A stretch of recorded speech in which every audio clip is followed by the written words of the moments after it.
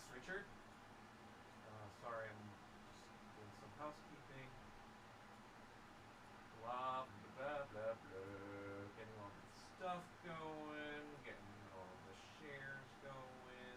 Getting all the shit going. I just got a haircut today, actually.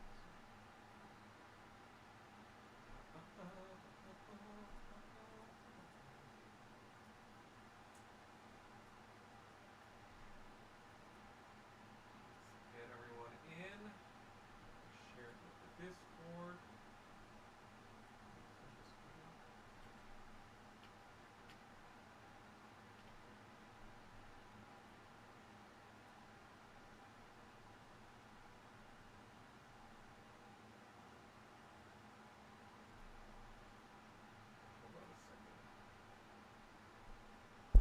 Hold on a second.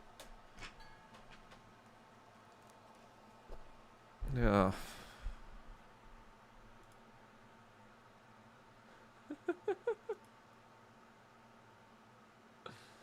Sup, illustrious media. Good evening. Good evening, ladies and gentlemen. Now I want it kind of to go up a little bit. All right, stay there. Good evening. Why is my Discord taking a billion years for me to fucking Discord up? Sorry, I'm a little late, but you know, whatever. All right, let's see.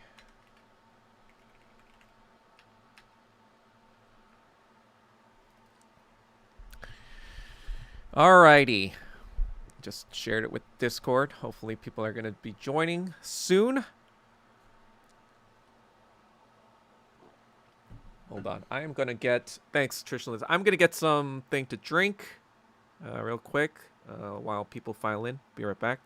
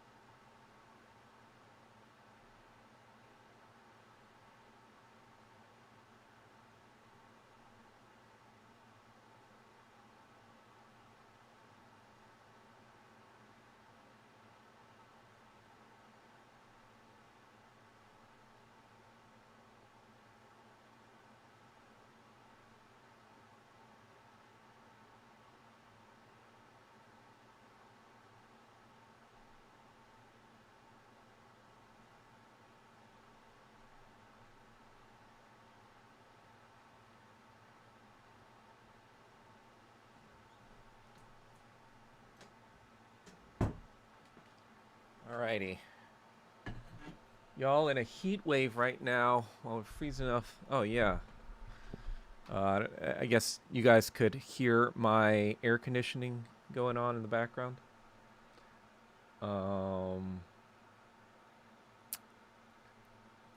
It's fucking hot, yo.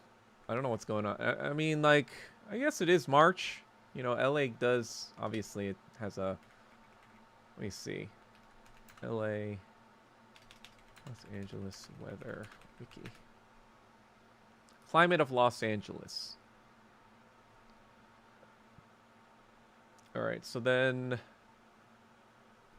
as many of you may know, LA is a fairly, you know, warm place. I think it sits on the 34th parallel. Subcore 6 Beaver, how's it going? And it's kind of like in a desert. Technically, we are in a desert area.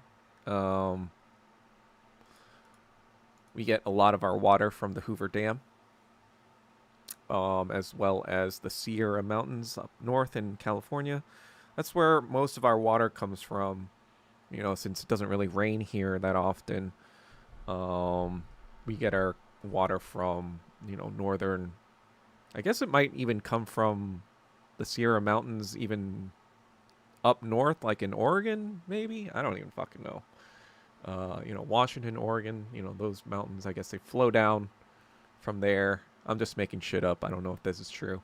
But that's one source. And then we get a bunch from the Hoover Dam, you know, Vegas, that area that comes through the other way. You know, that's why I never drink tap water. I have a Brita filter that I just used. But I never drink it straight out of the tap for those reasons because, you know. Sup, David Tay? Is this a safe SAR zone? You're going to have to be more specific. I don't know if this is... what kind of SAR are we talking about? But anyway, looking at the climate data for Los Angeles... LAX, I'm closer to LAX than downtown has downtown and LAX. But LAX, it says the daily mean maximum, like the high, is, you know, in March, it's around 68 degrees.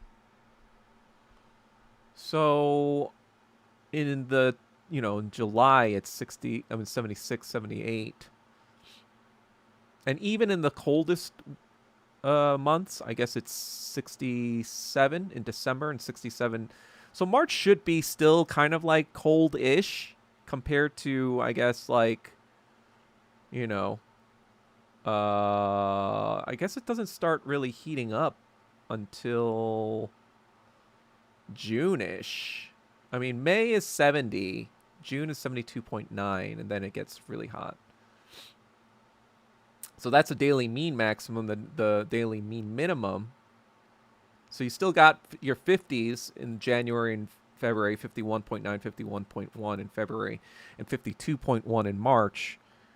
But then you get, you know, you start to get heated up really a lot more in May. May is when it starts to like heat back up. And then it starts cooling back down in November-ish. So May, like April to November is basically our summer.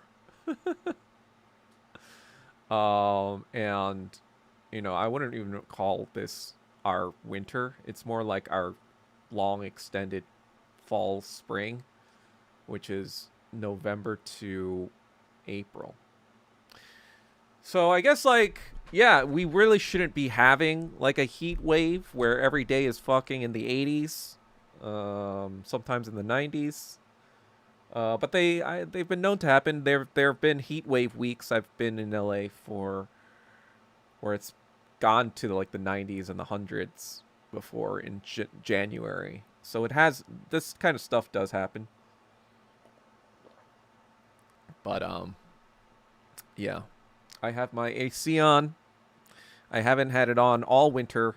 So first time I turned it on was like a week ago or so.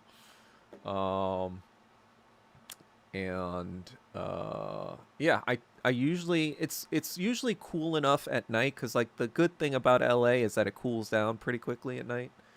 So it's usually good enough that I can use my fan to kind of just blow cooler air in here. But these past few days, it's been like, all right, I need AC. And so, yeah, that's why I have my, I don't know if you guys can see, but that's my AC unit. I don't know if you guys can hear it in the background, but it's pretty loud.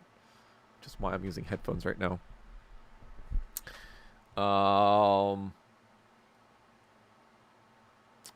It's just kind of like one of those units that like blow air out. I don't know exactly how air condition. One day I'm gonna like probably research because I am curious how like air conditioning even works. If you think about it, it's fucking like weird, right? Like how do you use energy to take out energy from a place, right? Because heat is energy, right? And how do you use electricity to take out an energy from a heat energy from a, it's fascinating stuff. I'd probably be into that if I didn't have like 100 billion other things to do. I love science.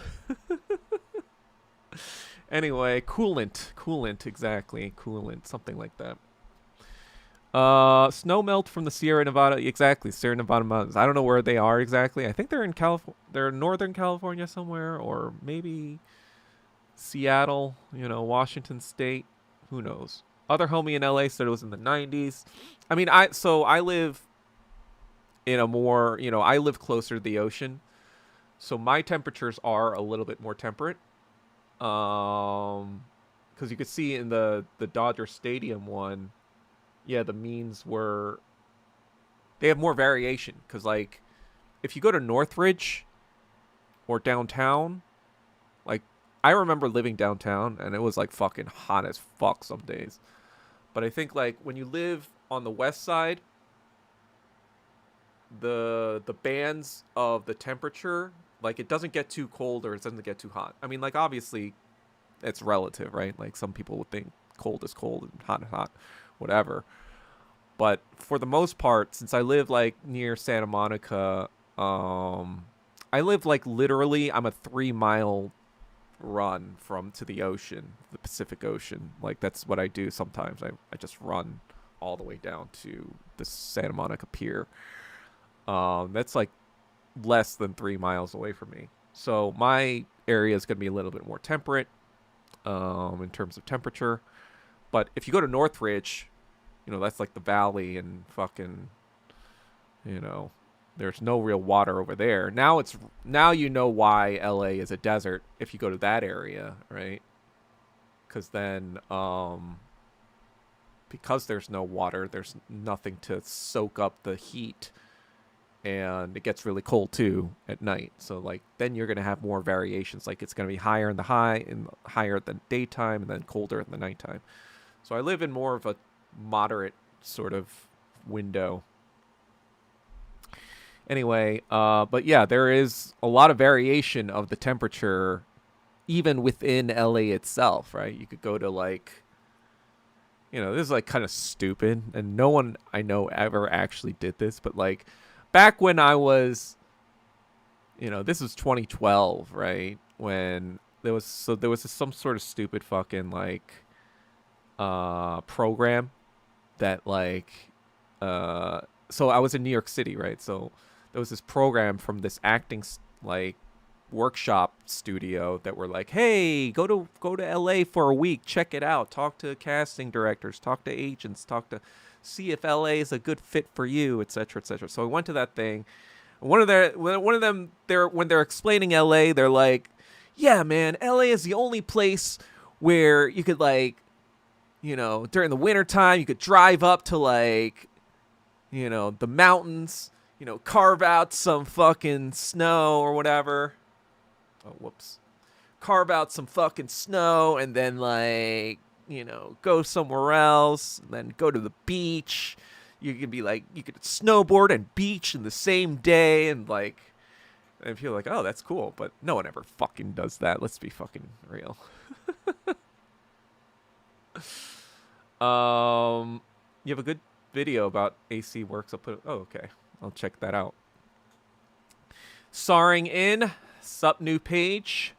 How's it going? Checking in Goy. How's it going? Wi-Fi. Everyone check in. The Goys and the SARS and the Goyim, the Gentiles. Did you guys see that Nick Fuentes video? Like, it's time for all of us to get together and to unite against. It's like you're the biggest piece of shit. Fucking like, no. Like, if anyone's uniting, it's not gonna be under your umbrella, Mr. Nick Fuentes. That's for fucking sure.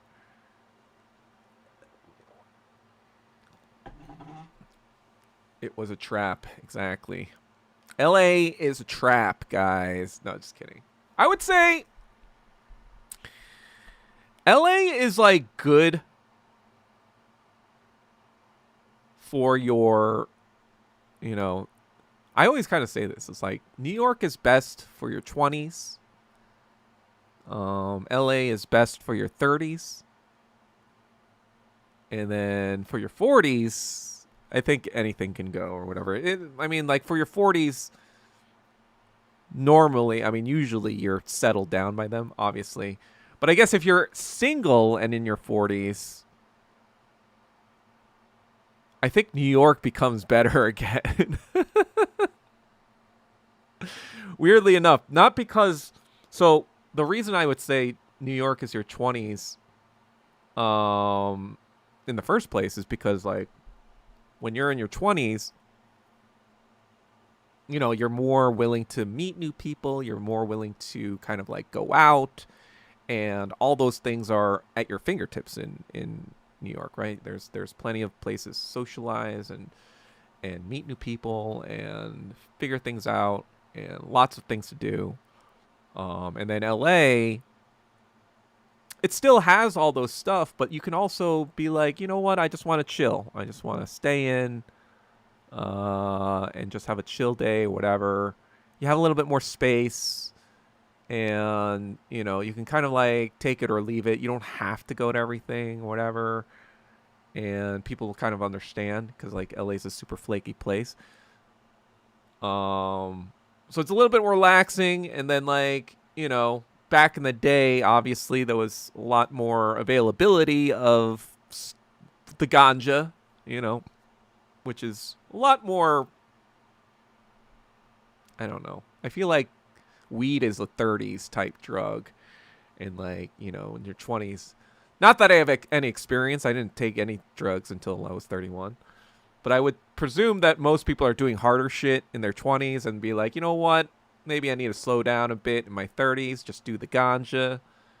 And so, you know, I'm talking out of my ass. I'm making shit up. I'm pulling shit out of my ass. But like the you know, the stereotype is like you got your eye bankers in New York snorting cocaine and shit just to like function or whatever after a hard weekend of partying. Now you got to use coke just to wake up during the fucking quarterly reports or whatever it is. I don't know. And so once you're in your 40s,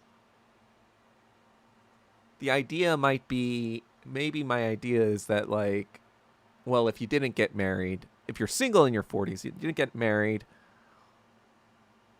it's probably not happening in LA because like most people have gotten hitched by now or whatever. So you might as well go back to where there's interesting stuff again and you can socialize again. I don't know if I want to say, I mean, like, I guess I've already, if you want to know what my drug experiences were like, I could just give you my Substack where I talk about it. You don't have to read the whole thing, but you can just skip to the sections where I talk about it. This is an overall how I became a Marxist-Leninist, and drugs were a part of that. So just skip to the drug part. You don't have to read the whole thing if you wanted to know my experiences. But yes, I have taken lysergic acid dithylamide before, and 3,4-methylene dioxymethamphetamine. Those were substances I did consume at one point in my life. Whether or not I do them anymore is a question for the feds to find out and me to know. What is it? Me to know and the feds to find out, or never find out, hopefully. At least not while I'm doing it.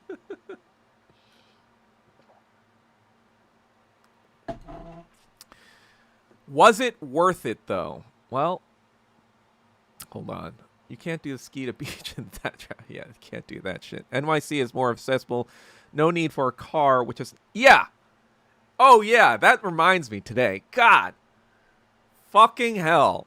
So, I didn't know that, like... So, my stupid fucking... So, God. So, I moved into this place around 2021, right? And so... On my street, there's places for street parking, right? So that was available for anything, anyone, whatever. But like a few years ago, they started to like have you require permits. And then you had to fucking pay for these permits in order to fucking park there. But then on the side streets, you didn't need a permit and you could just park there. So I just parked there. There's only street cleaning on Thursdays and Fridays on one side of the street and one side of the street. So it's easily to kind of like to move my car or whatever. So I parked there on Monday, right?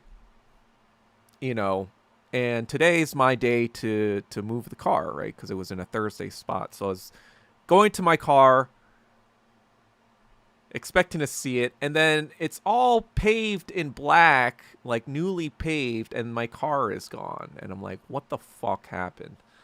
And lo and behold, like now there's like a, you know, there was no fucking signs. There was no fucking, hey, this is going to be happening this week. Be aware, you know. You know, when I parked the car on Monday, and this happened on Tuesday, right? So this wasn't like I just like, you know, it was happened on Wednesday or whatever, a couple days where they could have posted those things. This happened on Tuesday, right? Where they repaved the whole thing or whatever. So presumably, I think on Tuesday my car got towed because like the fucking bill on my thing says it's been in storage for 2 days. And so I had to pay fucking $480 today to get my car out of the towing place. Just because like they didn't fucking give me the posting that, hey, this is going to happen on the very next fucking day. Like how do you is that fucking legal even? I don't even fucking know what's going on. Like, how can they post that? How can they not give notice, right? How could they fucking just, like, do that shit? Anyway. One more thing I'll be glad to get rid of once I go back to New York. You know, I'm probably going to give I'm driving my car, I think, to New York, and I'm going to give that car to my mom, so the car will still be in the family, and I could drive it whenever I want. If you know, it'll be at their house in Westchester or whatever. But then yeah, I won't have to pay for fucking insurance anymore because that'll be on their insurance now. And when you add it up, it's like, you know, like how they say, oh yeah, LA is so much cheaper than New York or whatever. But then when you add up the cost of a fucking car, like not just gas and maintenance, whatever, you gotta add in the fucking insurance, you know? I mean, like, let's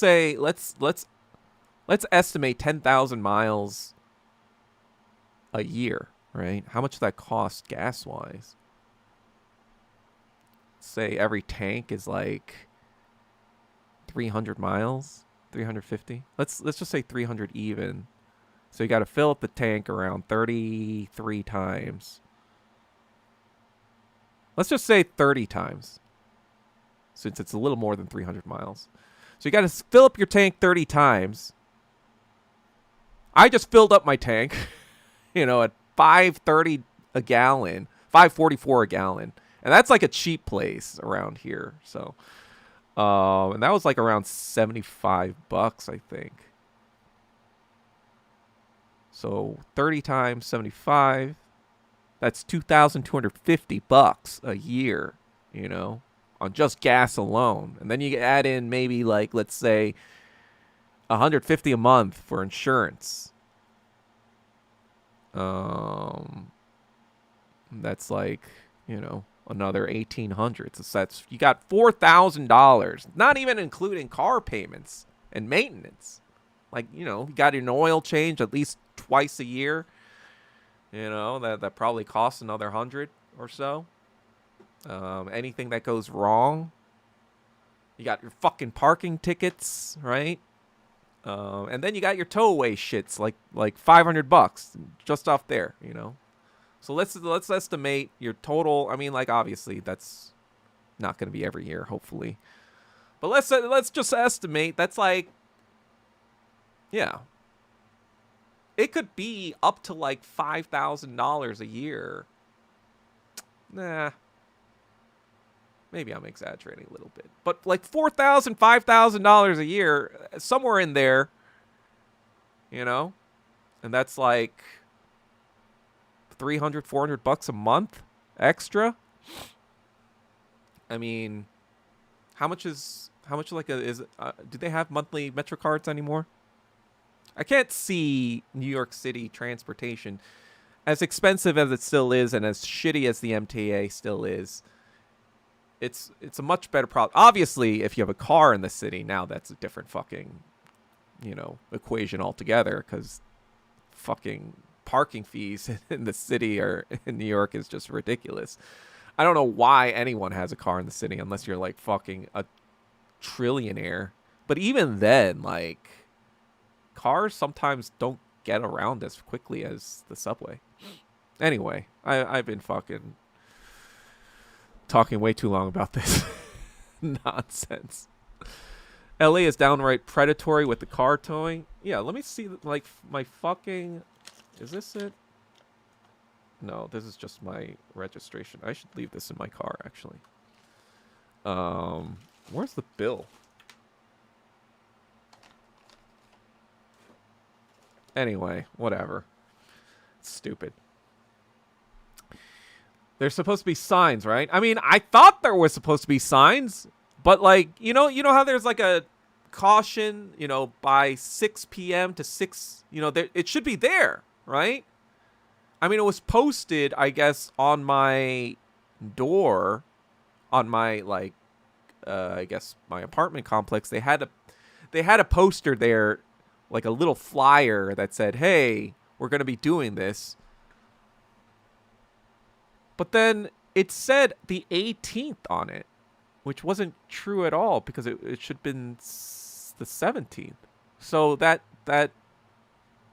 had incorrect information anyway. Anyway, they're supposed to... USA is too expensive, moving to Ho Chi Minh City. Well, yeah. I mean, a lot of Vietnam War vets are moving to Ho Chi Minh City. That's the irony, right? USA is winning so much. Yeah, it's winning all of our money. That's $35. It's unlimited per week. I can't imagine. So, like, I mean, let's say you're using it like a round trip every day per week, right? In 7 days. So that's $3 or $2.90 times 2. Well, that's just 6.42. So I guess that would be under that $35. Sometimes it doesn't work and they overcharge you. Wow. I'm not surprised about that. Someone fucked up. Call up management for reimbursement. Checking in SAR. I mean, I feel like, you know, it is a lot. I mean, 480 is a lot. Not gonna lie. But I feel like it's just kind of, like, you know what? I'm leaving in like 5 months. Why bother? It's just like, all right, just accept my one last kick in the teeth before I leave this fucking godforsaken car-centric city. Checking in SAR, holy cow, sup? You ever called MTA? Shit. No, I wouldn't. Exactly. That's how they get away with all this. They make the fucking... There's so much bureaucratic nonsense. Anyway. Do you guys all see that thing I'm talking about in my... Remember Pearl? You guys know what I'm talking about. So, if you guys haven't seen... Let me see if we can pull it up.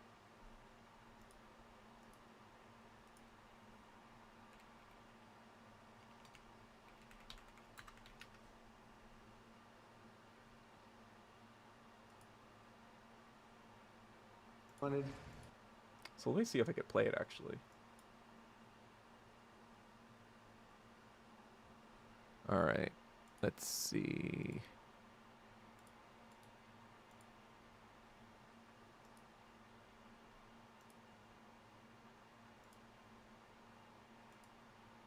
All right. So you guys see this one? Because why Can you guys hear? didn't you tell US allies? Could you guys hear that one? Or no? I think it's audible, right? Anyway, I'm just gonna play it. Why didn't you tell US allies in Europe and Asia, like Japan, about the war before attacking Iran? So we are very confused about we Japanese citizens. Well, one thing, you don't want to signal too much. You know, when we go in, we went in very hard, and we didn't tell anybody about it because we wanted surprise. Who knows better about surprise than Japan? Okay? Why didn't you tell me about Pearl Harbor? Okay? Right? You know, he's asking me, no, you believe in surprise, I think much more so than us. And we had to surprise him, and we did. And because of that surprise, we knocked out, the first 2 days, we probably knocked out 50% of what we, and much more than we anticipated doing. So if I go and tell everybody about it, there's no longer a surprise, right? So look at her face when she says that. Because we wanted surprise. Who knows better about surprise than Japan? Okay? Why didn't you tell me about Pearl Harbor? Okay? Right? You know, he's asking me, no, you believe in surprise, I think much more so than us. And we had to surprise him. And we Look at that. Car Titan Hitler cannot believe what is happening right now. That is the look of a surprise Car Titan. You motorcycle in Cali, parking, gas, traffic is an issue. I guess that's but I mean motorcycling is dangerous in general, so I don't know if it's worth the risk of death. I mean, if you're, I guess, I don't know. I don't know too much about it other than it's pretty fucking risky shit. But yeah, more power to you if you're badass enough to do that stuff. But I am too scared for motorcycling. Anyway, I just thought this was hilarious. You know, me being me, I obviously trolled the entire thing in general. You can see that I had a fun little comment that I gave to their little thumbs up thing going on here, and I'm like, you know what? Yeah, that's. You know, Trump is German American after all, so not too different from this photo, I would say. Not too different. But the funny thing about all that is that, well, the funny thing about all that is that, like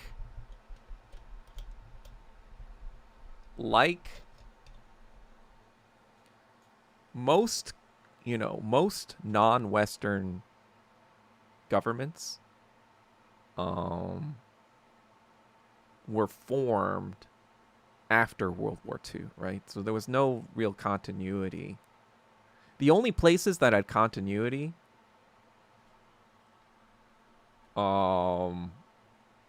are kind of places that already were working with the West.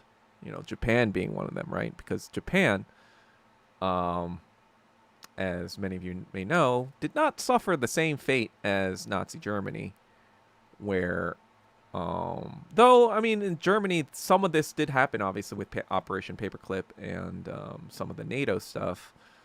But for the most part, if you were an explicit Nazi, you probably weren't going to be working high up in the government, in Germany at least. Maybe you get some jobs with NATO and all this other stuff with the CIA. But yeah, it probably wasn't gonna fly. I mean, yeah, obviously there were lower ranking Nazis that would still whatever, but in Japan, there was no such there was no such clemency, or not clemency. What's the word I'm talking about? There's no such discretion. Most of their government was the same government. We're descendants of the same people. That happens with South Korea too. South Korea, most of that government were the Chinopao traders, and their kids are now, or their descendants are now, like Park Geun-hye and all those other people. So what was funny about this is that, like, you couldn't really even say that to like, if Trump said something like that to Germany, like, hey, you guys are all about the secret attack, like the Blitzkrieg or whatever, it'd be funny, but it wouldn't, like, land as hard because that regime had already been displaced, right? Like, they had the Nuremberg trials, they got the top brass. In Japan, they let the fucking Hirohito like remain a dignitary and, like, well fucking respected for the rest of his life. They literally let their Hitler live. And so the reason it was awkward is because there was continuity, because the current Japanese regime essentially is the same regime that did do Pearl Harbor. But what's also interesting about that is that a lot of Japanese people, I think, they believe that, in my opinion, correctly, that FDR baited Japan into attacking Pearl Harbor. So it wasn't really like a surprise attack. It wasn't like America was like, oh, wow, they actually attacked us. That's crazy. Like, obviously the random citizen was like, what? Wait, how did the fuck did that happen? Like, how did they travel 4,000, 5,000 miles clandestinely, and just attack us out of nowhere? And like, there was some surprise. I'm not saying that they totally knew that they had guns trained, like, on the Japanese coming their way. The higher ups knew that they were probably coming. They probably didn't know when or how they were coming, but they knew the Japanese were coming. Which is why on the day of Pearl Harbor, the two main carriers that the Japanese were targeting were out of dock that day when they were supposed to be in dock. That's the whole reason they chose that date, because their intelligence suggested that their carriers, the U.S. main carriers, would be there, and they weren't. Interesting, right? So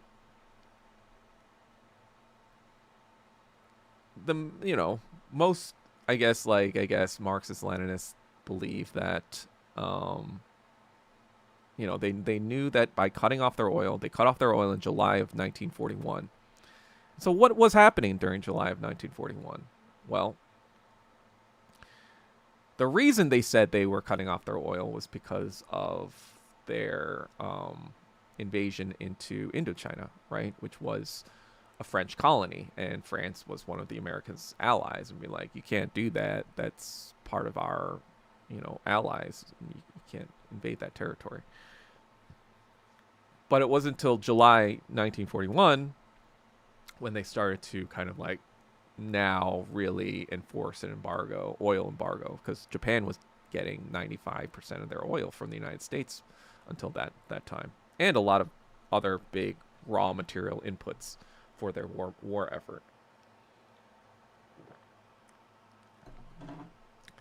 But what else was going on in July? Well, in June of 1941 was obviously the start of Operation Barbarossa. I think June 20th, 22nd.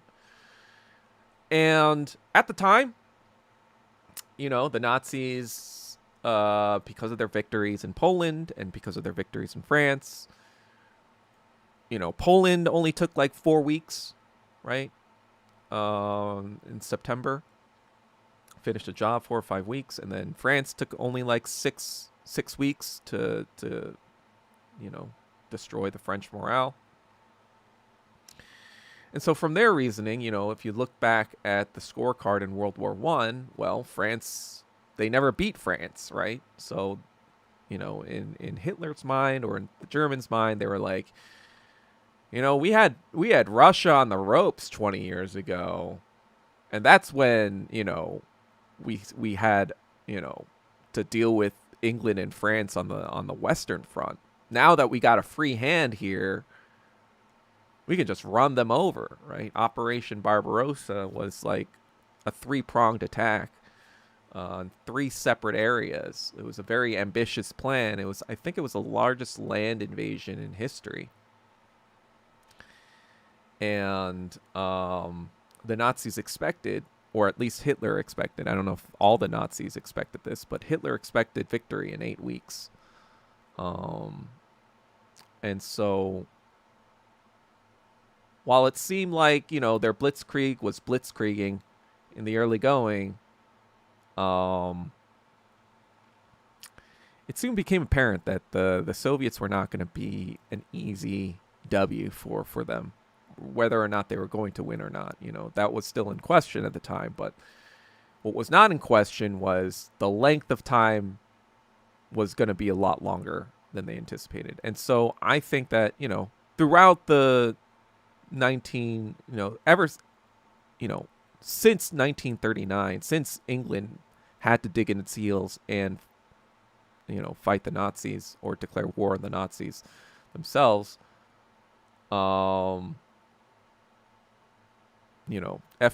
knew that eventually they would want to ally with their English brethren, to stabilize the Anglo-American bourgeois kind of like world order, right?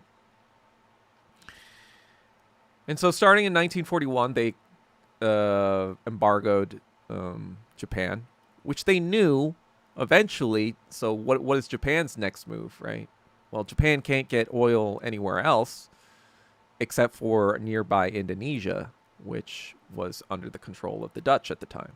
And they were like, well, if we take Indonesia, it's a very good chance that America's going to use that as pretext to go to war with us. So we might as well take all of Southeast Asia, including the Philippines, and attempt to disable Pearl Harbor such that we will be able to consolidate our gains, and possibly, if we destroy their carriers, delay their advance by at least 6 months, buy us time to consolidate.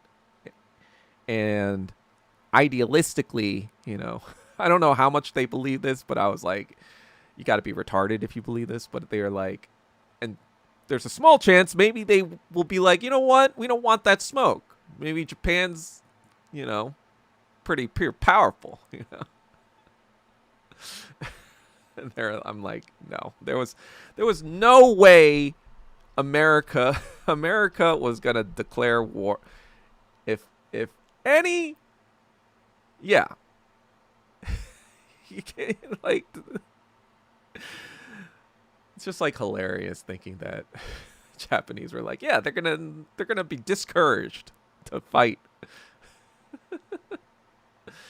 Anyway, I just found it funny because like there's all this sort of like awkward understanding. Like the Japanese know that there was all this politicking going on with Pearl Harbor, all this stuff that I'm talking about. Most Japanese people who are, very into politics and, especially their own history, will probably know what I'm referencing about or have an inkling of what I'm talking about. I think a lot of them already had a very negative opinion about Roosevelt, especially during the war itself. And I think if you're Japanese and you're into that stuff, you're pretty gonna know this context. But I think like the funny part is that like I don't think Trump knows that context, obviously, and his followers don't know that context, and so it's just like this weird.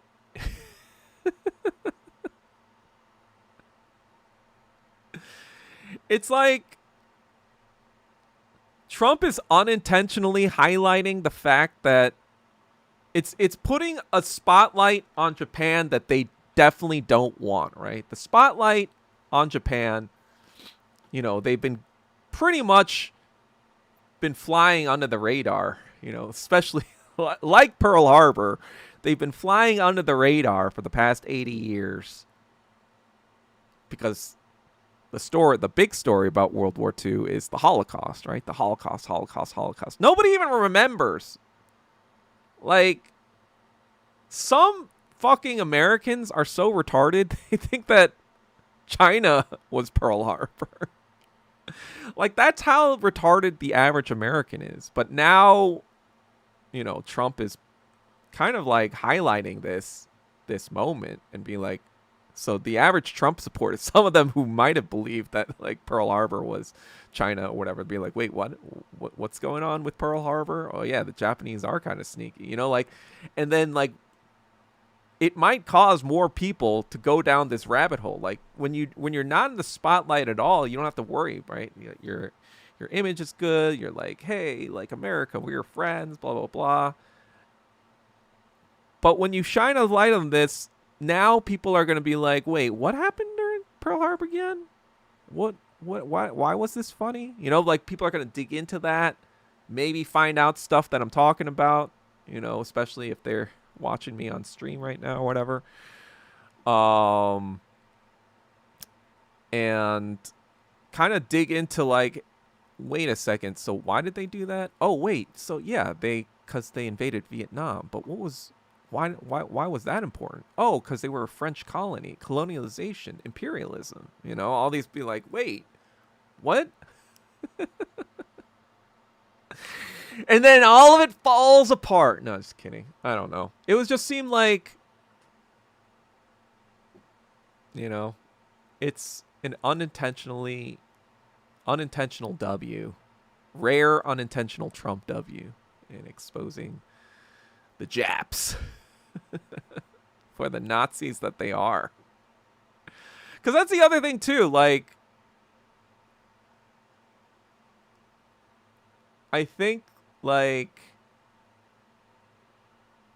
people don't really understand that even by Western standards, the Japs were pretty fucking underhanded.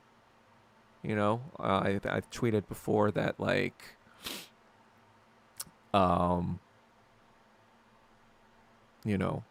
the reason they even had biological weapons in the first place.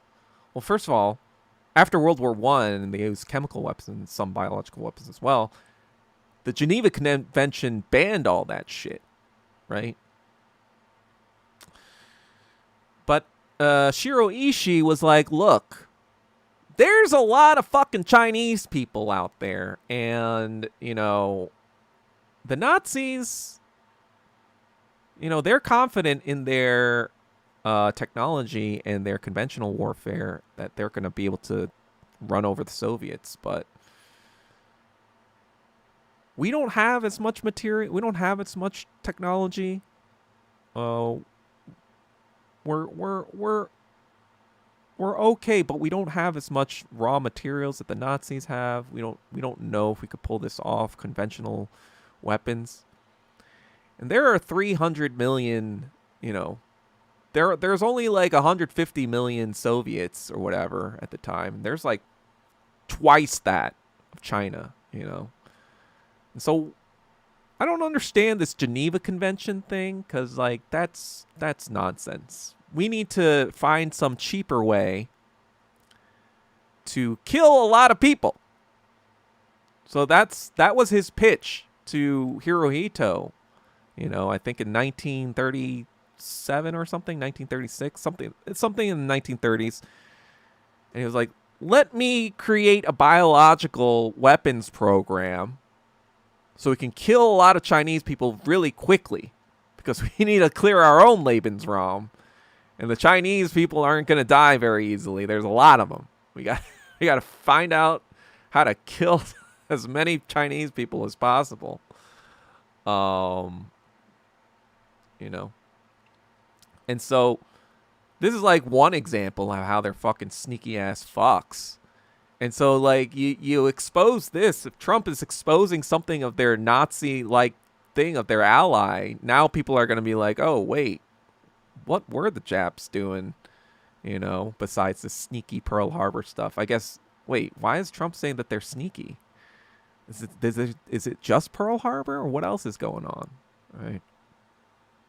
Wait, he actually called her a sneaky Jap? I don't think he used those words, but he might as well has done that. Anyway. Well, yeah, I don't know if you guys also saw, there was a post that Trump did, I think recently, on Truth Social that basically was like, almost like critiquing Israel really strongly about bombing certain oil fields and whatever in Iran, being like, I didn't approve of that, or I didn't authorize that. And then, you know, Bibi made yet another fucking AI video where his sleeves are disappearing now. You know, I don't know if you saw that. Like, every fucking video that they put out is AI. And I don't know. Now I have no idea if this is like 5D chess, or if this is just retardation, or if this is just like, you know, refusal to kind of like, it's just kind of like,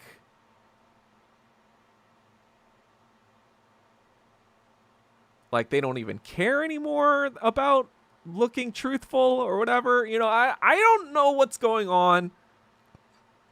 Or if this is some sort of like troll maneuver, be like, haha, he wasn't dead all along. We just did that to fucking whatever. And he comes out or whatever. He was just underground. We just did that to confuse the enemy as to where he was. But nope, he's safe and sound here, blah, blah, blah. You know, like, I have no idea what's going on. But the crux of the situation, at the very least, what I do know is going on is that those are AI videos. So if we know at the very least that they're AI videos, right? That means they no longer care about even looking truthful anymore.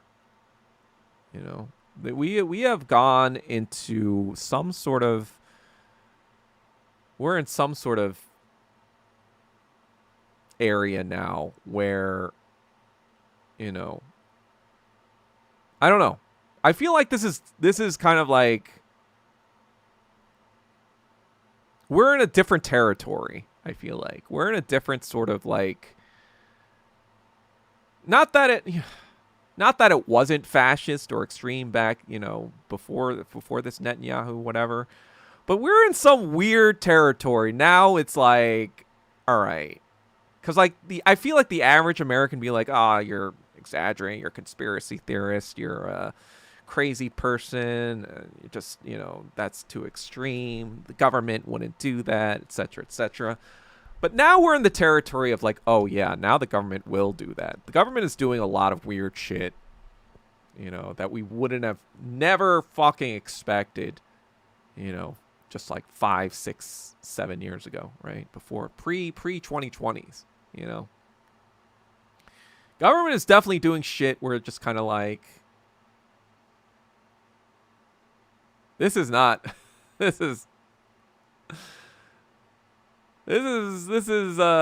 something different. And I don't know.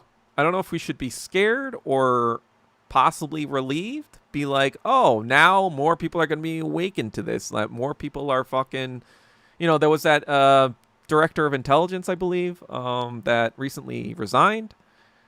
and had a conversation with Tucker Carlson.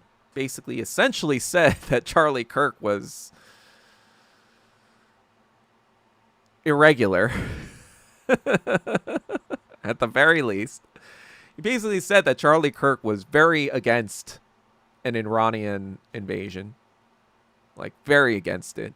So him getting taken out and Israel moving along with an Iranian invasion right afterwards seems very politically convenient, right? He said that about Tucker Carlson,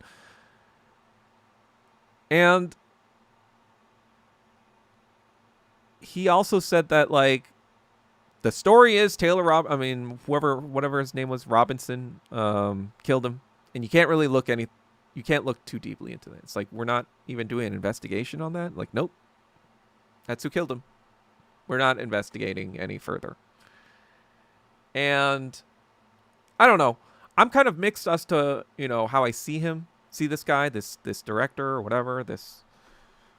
Some people, I feel like some fucking leftists are like, don't be fooled. He's, blah, blah, blah. And like, yeah, that might be all well and true, I'm sure. But what is the use of being like, oh, this guy's evil or whatever? Or like, don't listen to what he says. Like, well, at this point, who the fuck cares? Like, if he's giving me information that's helpful to the cause that I'm doing, then I'm going to use that information. I'm not just going to be like, oh, don't listen to him, blah, blah, blah. I'm going to be like, but also in the back of my mind, I'm also thinking, there's a chance that this is also another psyop, I assign a non-0% chance that everything is a psyop, I assign some value, right? Unless I'm pretty sure that it's not. Anything that kind of like hits the media and goes viral in any sort of way, and especially something that's like a former high-ranking intelligence operative. Obviously I'm taking it with a grain of salt. I'm not like buying it wholesale and being like, yeah, I'm not saying this guy's the next, he's about to be a revolutionary himself and like fucking, gather the masses. Like I'm under no pretenses am I thinking that he's motivated by like fucking, freeing the masses from imperialism, right? But on the other hand, I'm just kind of like trying to objectively assess what he's saying, who he is, where he's coming from. Like I just don't find the value in being like, oh, well, don't be fooled by this guy. Like, blah, blah, blah. I'm like, all right, well, it just reminds me of fucking like, I feel like the new term for this is like moral fagging. I don't know if I'm allowed to say that, but I actually like that term a lot because it captures, it captures the essence of, fag, right? Like not the, the obviously like the hatred against homosexuals or whatever, it's mostly associated with that, obviously. And that's why it's become this very taboo word to say. But I feel like moral fagging, you kind of already know that it's not really about, being anti-gay. You kind of already know, oh, it's like this, you're moralizing just to moralize and get on a high horse. It's very clear what that term is. So I like that term a lot, actually. And it doesn't carry that weight of like this, you're being hateful towards this group or whatever. It's like everyone knows. Like if you're saying moral fagging, you're not being like, oh yeah, like, you're being like anti-gay or whatever. So anyway, I feel like this thing is like moral fagging. And the older version of moral fagging is like canceling and blah, blah, blah, whatever. I never was like a big cancel fan either. I don't know. I just, as you can see, I've read a lot about the Nazis. I think it's actually like, I think people should read about the Nazis and their opponents.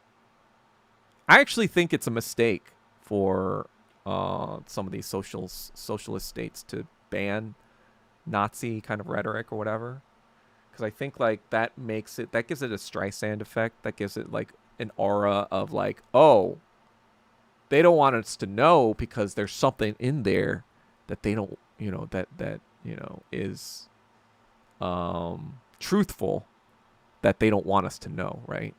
That's the whole thing with like neo-Nazis, right? They are like, yeah, of course of course they're gonna not want us to know, like they're with the Jews, right? They're blah blah blah. So that reinforces their anti-Semitism, and that reinforces their ideas that Marxism is Jewish, and et cetera, et cetera. So I feel like, yeah, we should be talking about the Nazis. We should be kind of like studying that stuff, or we should be kind of like, I don't think there's like, and like in the case of this intelligence officer, we should be hearing him out. We should be hearing what he's saying. We should be encouraging this kind of stuff. Like, who knows? Maybe this will inspire another guy, another Snowden, another fucking Assange, another fucking, whistleblower. Why is that a bad thing? Like the fucking, Bolsheviks, they needed the support of the Russian army, right? Technically, the Russian army was still an imperialist army, but they needed defections from there. They needed people to be like, oh yeah, maybe the imperialists were shitty, evil people, and we need to change sides. We need people to fucking change sides. Like even during the fucking Jeju uprising, 1948, they had a lot of ROK forces going into Jeju Island to pacify the resistance. And a lot of those people were like, you know what? Why are we killing our own people again? No, I'm going to join their side now, and I'm going to fight you. So that a lot of defections happened in 1948 as well. And Ho Chi Minh, he had Japanese prisoners, imperial Japanese prisoners, in his kind of camp. And instead of like, punishing them or executing them, he turned them into allies and used them to fight the French in the First Indochina War. So it's just kind of like, why not? This is what we should be like. We are not in a position, like, sure, after the revolution and after whatever, if we find that some people have done war crimes, we can set up some sort of Hague or Nuremberg or whatever the fucking case may be. But we are outnumbered, outgunned. We don't have the luxury to moral fag about fucking defections. Take what we can get. Obviously, treat it with a grain of salt. I'm not saying to accept everything wholesale and be like, oh yeah, he's an ally now. Like, we're part of the same team. But at the same token, don't ignore everything he says just because he was a former fucking, imperialist himself. Be like, hey, is there information we could use here? Hey, is there something we can fucking figure out here using this information? Then yeah, fucking, It's the same way I feel about, like, Tucker Carlson or Candace Owens. Like, yeah, obviously they're not fucking Marxist-Leninists. They're not anti-imperialists. They're probably still have a lot of bourgeois connections. They still might be controlled opposition themselves. But what are they saying? And what is that, connection they have with their audience? And what is actually kind of hitting? There's all these sorts of angles that need to be analyzed, that I feel like by moral fagging, you're just leaving all of that information and possible, fucking data on the table. War is all about information. War and politics is all about information. How do we, how are people being influenced? What is influencing people? What are the narratives they're buying? What are the narratives they're not buying? where the narrative's coming from. You know, it's a stupid fucking liberal, like, good guy, bad guy, black and white thinking, analytic fucking Kantian sort of legalization Kantian thinking that needs to be tossed the fuck out. Like, all this fucking liberal moral fagging. We need to be thinking dialectically. We need to be taking everything into fucking consideration, taking every objective fucking fact and analyzing it. Anyway. Let's see. It's funny for Japs because they still pretending to be innocent. That's the funny part. Yeah, holy cow. I think you've hit on it. It's like this entire time, right? America was happy to, like, they didn't even talk about Pearl Harbor that much, right? Yeah, they made a movie, but really, like, you know, at the time, FDR was all like, this is a day that will live on in infamy. And then nobody fucking remembered that because, you know what? 5 years later, MacArthur, caught with his pants down again, was, you know, or 9 years later, rather, in 1950, the North Koreans sneak attacked the South Koreans, right?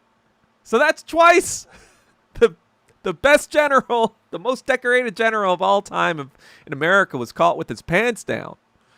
Now that's either some sort of coincidence or some sort of some other shit was going on. Like, especially when you consider the fact that the 38th parallel was not guarded at all in the 1940s or up to the Korean War, and scouts could go back and forth pretty easily. You know, you had a lot of Korean-speaking scouts that could go up north and check out what's going on. So, yeah. But anyway, after 1950, that kind of, like, you know, the sneak attack of the North Koreans, that was the thing that kind of, like, is in more... I mean, even that's not even in many Americans' minds, right? Most Americans don't even think about Pearl Harbor or 1950. But because America was happy to erase Japan's war crimes for them. They called the Kasparov trials, I think. I'm probably butchering that name.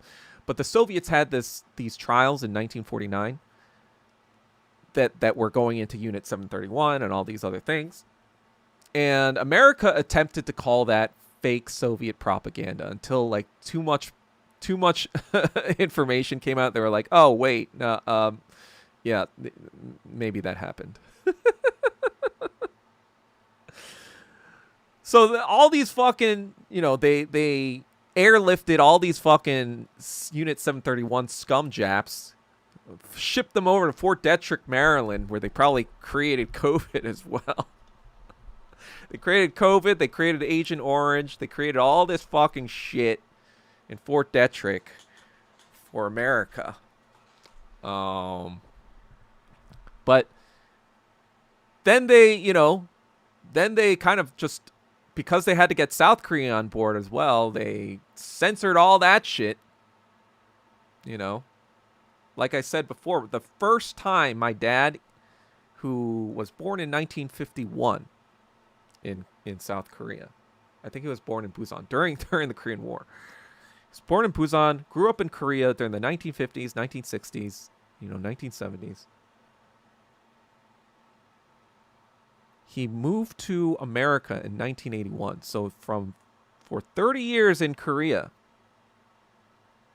for 51 to 81, moved to America. I'm not sure when, but he said the first time he heard about Unit 731 was from a Chinese doctor in America. And so they literally fucking erased all that shit in South Korea. That's how fucking fascist and Jap-loving that Chinopa scum fucking Park Chung-hee was. Takaki Masao, It's fucking Chinopa scum.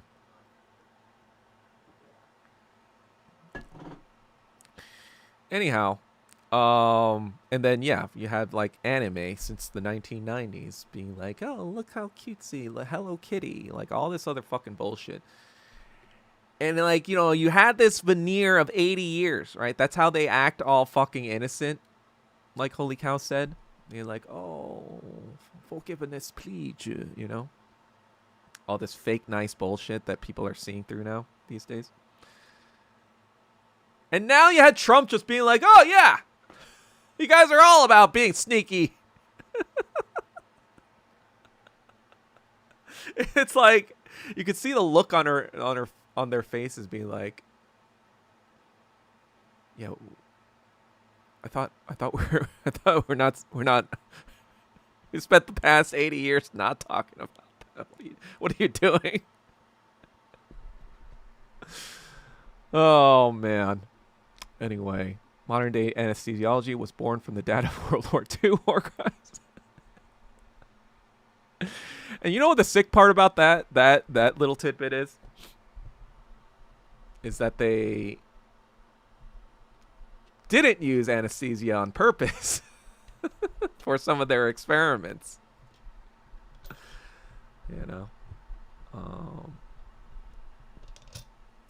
They needed to know at what point was the pain too much to bear. What point did? Oh man, shit is just kind of like. I feel like that's the biggest thing, like, that people still don't understand about Japan. Like, the biological weapons stuff is pretty gruesome fucking shit. It's like,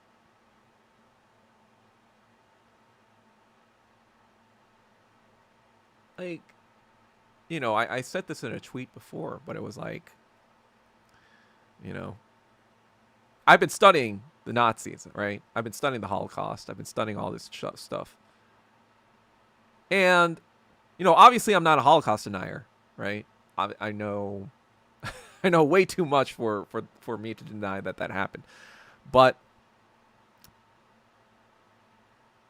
what I will say is that even knowing everything about the Holocaust, I'm just kind of like, wait a second, so you guys got worked to death, and then when you couldn't work anymore, you were just killed? That's your finishing. That was your finishing. I mean, sure, maybe they did some psychological torturing, whatever, I guess. But that's it? You just died after you couldn't work anymore?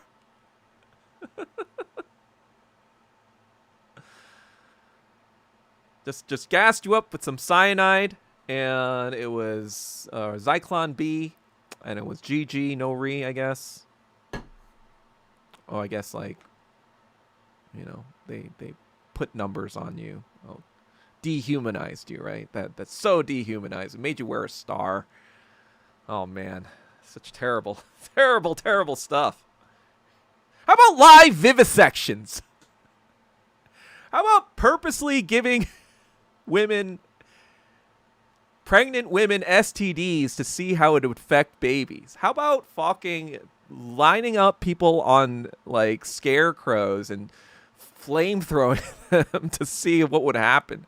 How about fucking freezing their, things to see at what temperatures they would fucking break off, and to see if, like, you could reanimate someone from after being frozen to death, like cryogenic shit. How about reattaching limbs to your body? Like, what are you fucking talking about?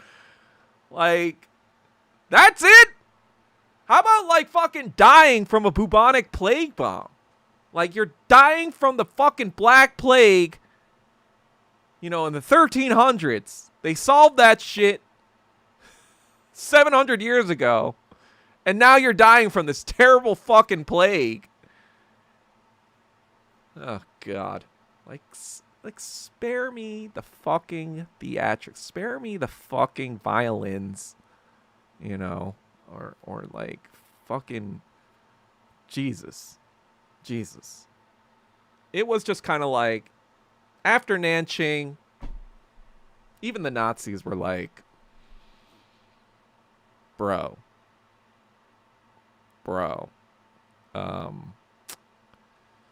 Yeah, that's... And keep in mind, the Western world at the time in the 1930s, we were all fucking bunch of chinks. We were all a bunch of fucking Chinamen back then, right? This was like 100 years ago. We're all fucking just disposable. Even then, the Western powers were like, oh, that is... With all the colonialization, with all the colonial crimes of the West, you know, England, you know, all the fucking brutal shit that they did for hundreds of years, even they were like, what?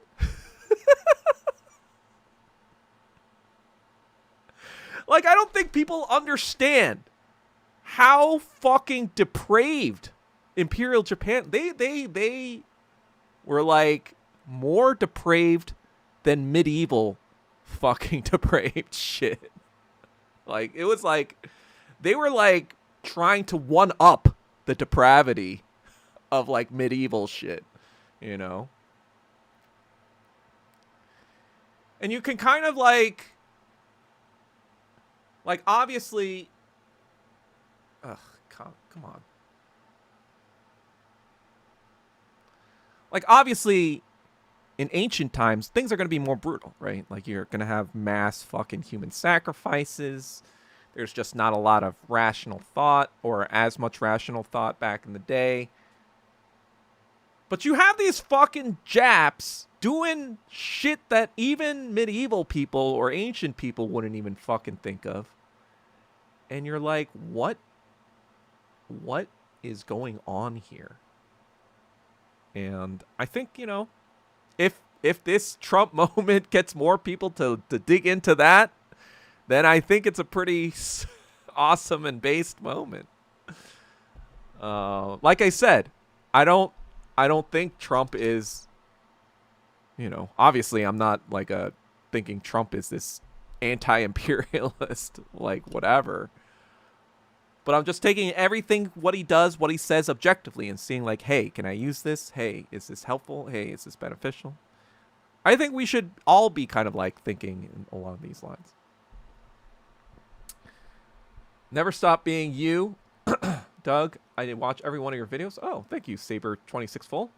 You're intelligent, knowledgeable, humorous, but most importantly, you give 0 fucks. Yes, I would say that. I think I'm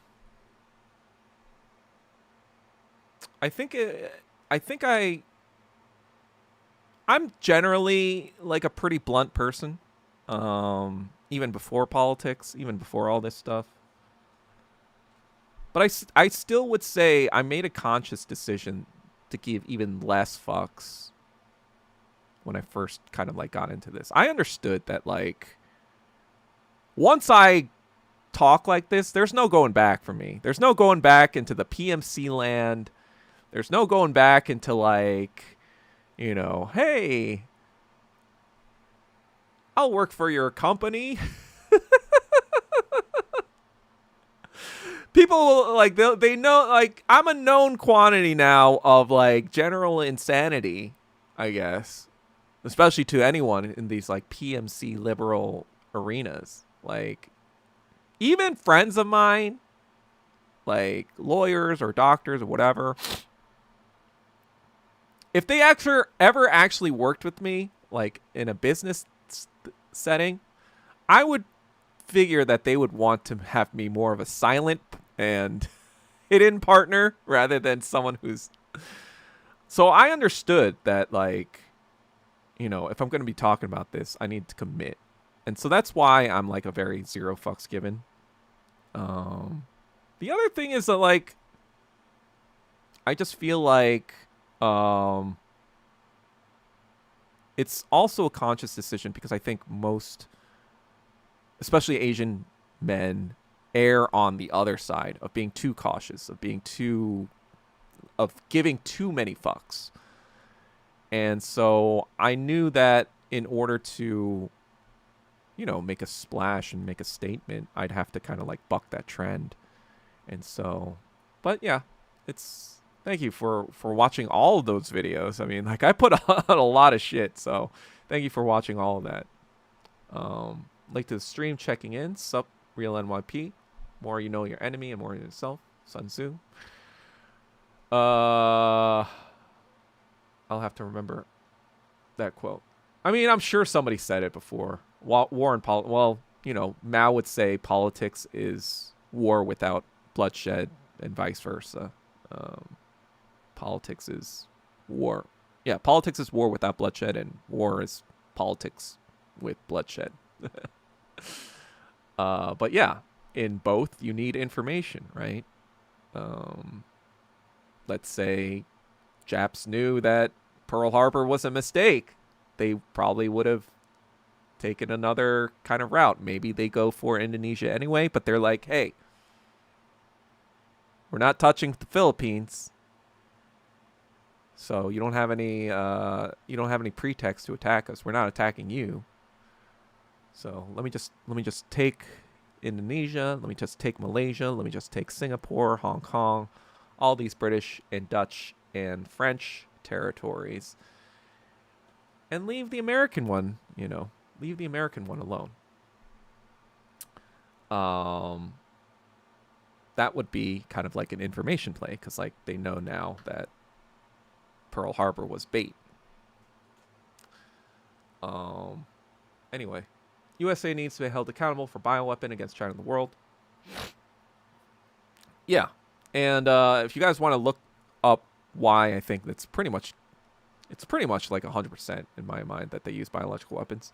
Not just because North Korea and China both claim that, but if you look into Frank Olson, who was a CIA agent, he had a mysterious suicide. You guys ever watch Ace Ventura, Pet Detective? Where one of the witnesses supposedly commits suicide, or one of the people involved with the case commits suicide all of a sudden. And Ace Ventura comes like, well, was it a suicide? And then basically says that, like, because of the window pane, the neighbor could not have heard him scream. So obviously there was somebody in the fucking room that killed him, right? With Frank Olson, he apparently jumps out of a building, right? But the window glass in this scenario was all shattered. So one of the detectives was like, in all of my years as a police officer, I've never witnessed someone who committed suicide by jumping out of, like, through a window. That has never happened in my life. And so Frank Olson was probably going to testify about biological weapons used during the Korean War. And so that's why I'm like, yeah, they fucking did that shit. Anthrax is Fort Detrick 2, I believe. Because, like, yeah, I mean, in America's eyes, they just wanted to fucking just kill as many people as possible. They didn't care how. They didn't care why. They were like, oh, yeah, you're just gonna fucking, that's how we do war. We're not gonna actually risk our soldiers' lives. Anyone could be a combatant. That's why there's, like, the Korean War. Like, people should be, like, saying, like, okay, yeah, they killed, like, 20% of North Korea's population. That's terrible, obviously. But then they also killed 1 million South Korean citizens, too. It's like, what? Like, how can people actually think that America was on the good side when they killed 1 million civilians of their allies? It's like ridiculous fucking nonsense. Why does this fucking... I feel like... Stay put. All right.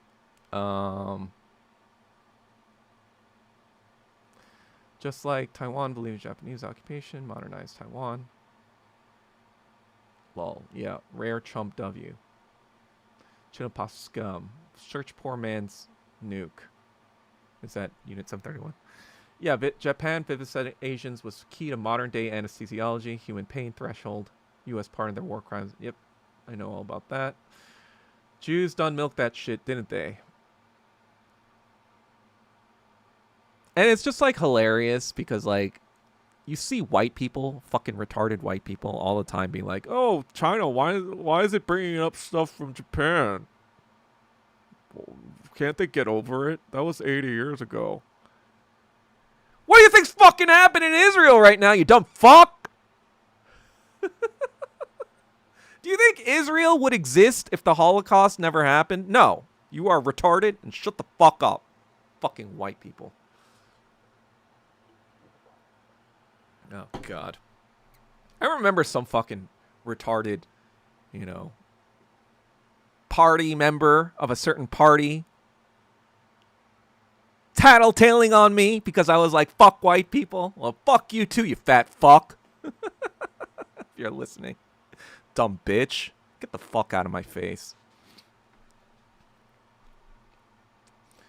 When will they make a proper Hollywood film about Unit 7? Probably never. Why would they? They tried to cover it up. Why would they make a film exposing it? I mean, China did last year. I saw it. It's called Evil and Bound. I don't know. It was okay, but it wasn't the greatest movie, to be honest. They tried to erase us. Our language is practically the language of rebellion. Yeah. What is your message to Japanese off-grid Maoist Red Army cells? Well, if they're Maoist, then they're probably anti-Asian Nazis, and so they're retarded, probably. This is my message. Why trash Hollywood will never make honest films about Asia and Asia? Exactly. Yeah, and that's the rub. As long as this American regime stays this American regime, they are always going to hide the fucking Japanese war crimes. They're always going to downplay any sort of Asian heroism against the Japanese. And they're always going to downplay the Asian male because the only time they were really challenged was Korea and Vietnam, right? That's the only two times America just basically fucking lost, And you can't have people thinking Asian men are heroic or whatever, because what happens next? Well, they're going to be like, oh yeah, what other Asian male stories of heroism are there? And they're going to look into Korea, they're going to look into Vietnam and be like, wait, are we the baddies? So that's why in the current regime, that's why I kind of like left also Hollywood too, because I understood this. It's just kind of like, if you think about Hollywood in general, it's this imperialist fucking propaganda machine. Both the Nazis and the Japanese, they both used film for propaganda. And those lessons, that's America learned from those lessons. That's why you have these, the entire fucking film industry is Zionist propaganda these days. Ever since the 67 war, it's all been fucking Zionist propaganda, especially Steven Spielberg, all of his bullshit, the MCU, Iron Man, all those fucking Hurt Locker movies in the 2000s, American Sniper, all those fucking Vietnam War movies. Oh, it's so sad that the Vietnam War vets had to kill people, right? Rambo, right? That was glorifying Vietnam and all this fucking shit. It's just kind of like this fucking, I mean, yeah, our Hollywood is basically a Nazi film industry, if you think about it. And so what will a Nazi film industry do with its threats, well, it's going to try to make them seem bad, right? There's no incentive. Like even take fucking Shang-Chi, right? First of all, he doesn't even fucking get with, mid-ass Aquafina. They're just friends. And she's mid too. Like, first of all, she's mid. The potential love interest is mid, and second of all, they're friend zoned. So it's just like, what is this fucking cuckitude? And then and then obviously, like, I have my own fucking thoughts about that. But like, it was the same thing when they did Black Panther, right? You have black guy killing another black guy trying to free Africa from Western imperialism with the aid of the CIA. I'm like, what the fuck are we even doing? This is fucking Nazi propaganda, left and right. But anyway, barometric pressure testing on humans. Oh yeah, we're all still chinks to the west. Nazis were shocked. Yep, even what they did to the Native Americans. Oh, I don't know what they did to the Native Americans. I know they did, like, wasn't there like the Tuskegee thing with black people? Didn't they do some sort of like sterilization shit? I mean, don't get me wrong. The West has their fair share of fucked up shit that they did, obviously. But Japs kind of took it to another level. It's in their anime if it's like they're doing some Israeli shit, if you think about it. I mean, like, Attack on Titan is literally Zionist propaganda. Like, honorary Marlians, it's like fucking right there. The rumbling is the fucking Samson option. It's just like fucking Judeo-Nazi bullshit. Don't forget the beheading contests. Oh yeah, I don't forget those. Every time there's a YouTube video about Japanese, YouTube adds a description below to remind you of the Jewish. What the fuck? Get that description out of my fucking face. Jesus Christ. Have y'all seen that vid where the German guy goes to the Bad Japan shrine? Oh, Yasukuni. Yeah. Is it Yasukuni, right? And they want to kick his ass. Wait, German guy wants to kick their ass, or who wants to kick his ass? Spanish flu is also believed to be originated from the USA. Yeah, Kansas. You know why they call it the Spanish flu? It's because Spain was a neutral country at the time of World War I, and was the only country, therefore, talking about the flu, because the other countries, since they were at war, didn't want to reduce the morale by talking about this pandemic that was also happening, being like, oh yeah, there's a pandemic now, maybe we should stop fighting the whatever. It's like, nope, we got to keep fighting them, don't talk about the pandemic. And so Spain was the only one that was fucking talking about it. That's how it became the Spanish flu. Pod actor. What's pod actor? Pod actor? USA dropped so many bioweapons northeast China. Yeah. What about Vaush? Vaush. Smiley face. James Cameron is rumored to be making a Hiroshima movie next. Oh, God. Who the fuck cares? God, you know what makes me fucking angry? When all these fucking Western leftoids bring up, like, Hiroshima, Nagasaki as one of America's war crimes. I'm like, fuck you. Shut the fuck up, fucking Westoid. Piece of shit. You don't fucking care about those Japs. You don't care about the Asians that they whatever. Like, that is fucking moral fagging. That is fucking moral fagging, you know? Talking about the Japs as if they were fucking innocent civilians, first of all. They knew about that shit. They've been working alongside Korean and Chinese slaves for the better part of half a century, you dumb fucks. So yeah, they, out of all the citizens, not, even compared to Germany's citizens, they deserve to get more incinerated, right? And it wasn't even the worst fucking war crime, I guess, like war crime that Japan faced. The fire bombings of Tokyo were worse. So you guys don't even know what to be fucking, you don't even know the atrocity to be most fucking like disturbed by. You're just being a moral fag fuck. A liberal libtard, a fucking Westoid Trotskyite moral fagging fuck. God. Tommy Turtle says Dead to Rights. Oh yeah, I watched that. I watched both. I wonder why. I wonder if it's because it was,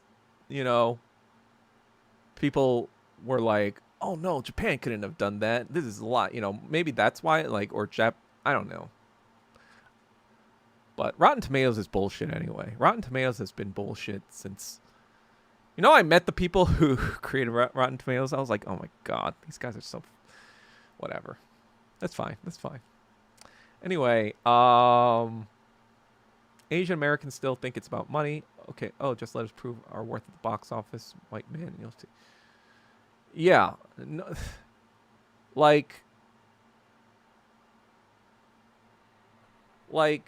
that's the stupidest fucking thing, because they're like, at the box office, all that proves,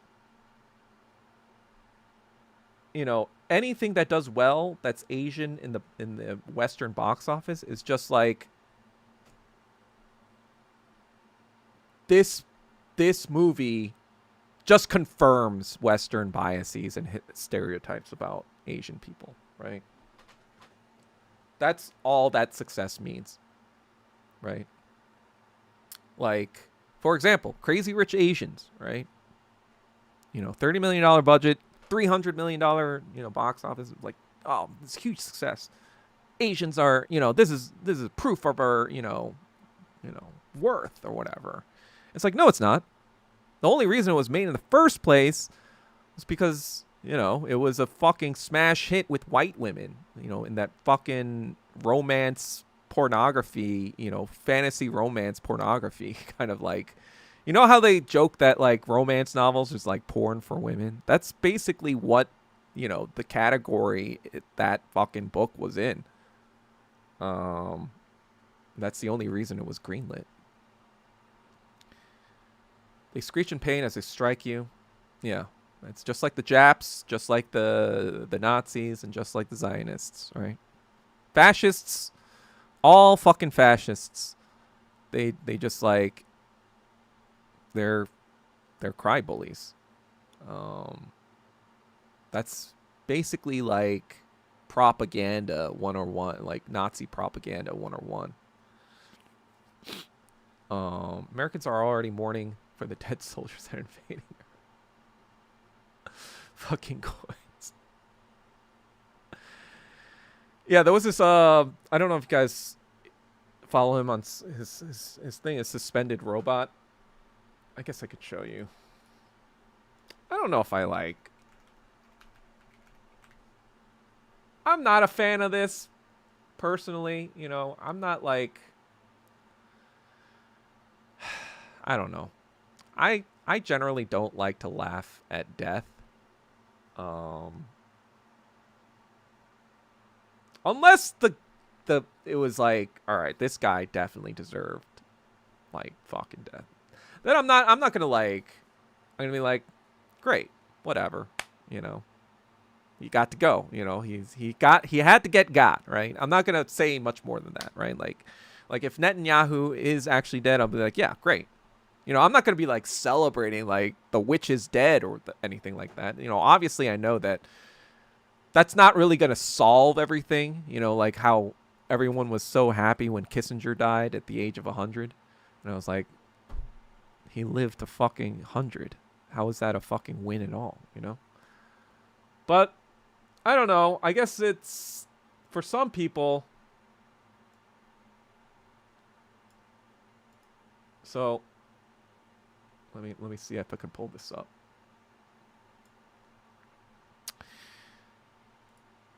So this guy, for example, died, I guess. Really good dad, right? And oops. And Suspended Robot is a mutual of mine. Kind of uses AI to generate, Wojak dead American soldiers. Not something I would do. I feel like it's kind of poor taste. Because, like, I don't know. Maybe it's just me, but I feel like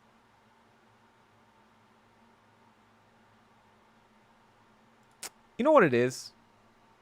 It's like another form of moral fagging. Of being like, oh, how come you weren't enlightened enough to know what imperialism was?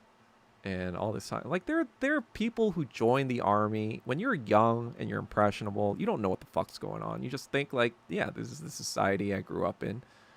And this is the thing that defends our country, blah, blah, blah, whatever. Obviously, there are psychopaths, too. I'm not saying that there aren't. Maybe some of these are psychopaths. I don't know, right? And to join the army just to kill people, right? There are people like that, of course.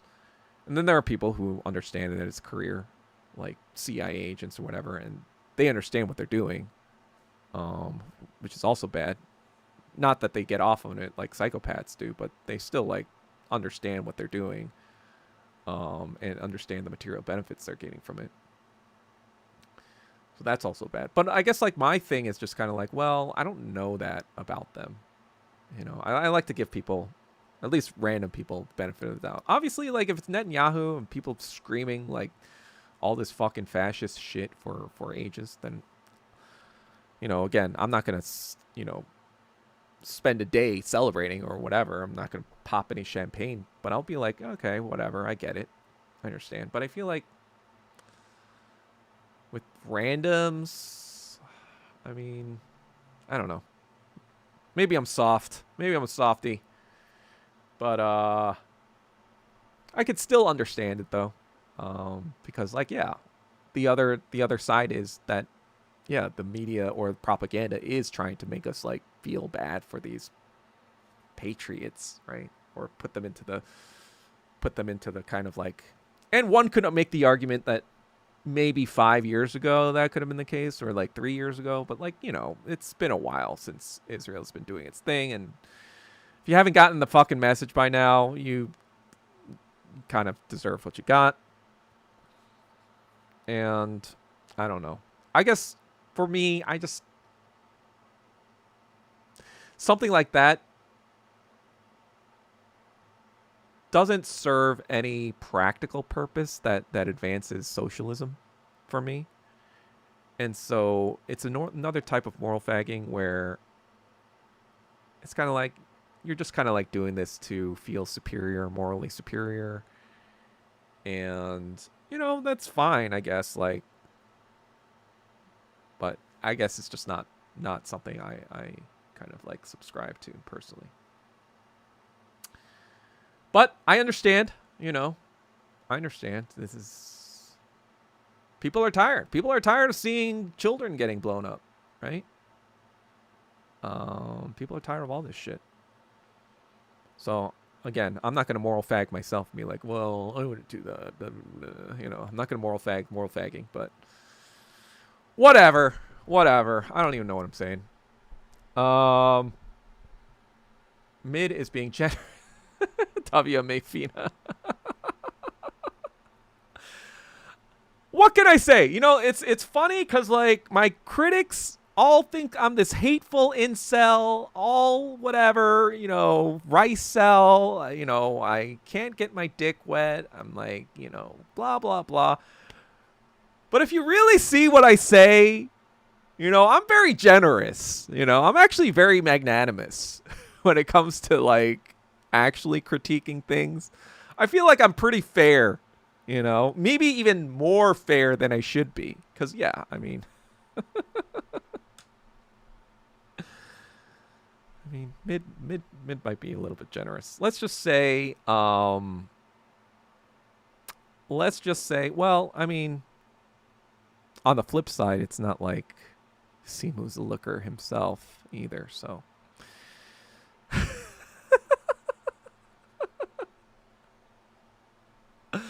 Anyway, Aquafina is sub. Yikes. All right. China didn't like the anti-filial piety it was promoting. Are you talking about Shang-Chi? I think China also... wasn't there an 8964 fucking tag on the bus driver? It's like, this is obviously trying to incite shit. Fucking CIA bullshit. That's what I'm saying. This whole fucking thing is Nazi. This whole industry is fucking Nazi oriented. You know, at the time when they talked about the 8964 thing, I was like, all right, this is a little bit of a stretch. But then now I'm just kind of like, I don't think anything is a stretch at this point. You know, they're releasing fucking AI videos of Netanyahu being alive. Anything's fucking possible now. They're fucking dumbass psychos. And then I did read this thread from an actual SF bus driver who was like, that's not a standard that's not a standard badge. That's not a standard number for a badge.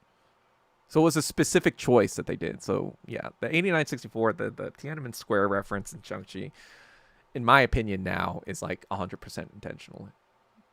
Dougie,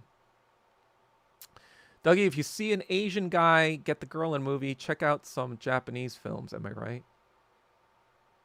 No, actually. I don't think they even get the girl in Japanese films. They're so fucking cucked in their own media. Like, for example, Hideo Kojima, right? You know, Solid Snake is supposed to be half Japanese, right? Big Boss, Solid Snake, you know, they're all supposed to be half Japanese. But he looks white as fuck, you know? Even in movie renditions, they always talk about like, oh, we're going to just cast some white dude. They don't even think about like, oh, he's half Japanese actually, you know? And even in Death Stranding, all the fucking characters are basically white or not even black, whatever. It's like, Jesus Christ. Like, how much do you just worship? That's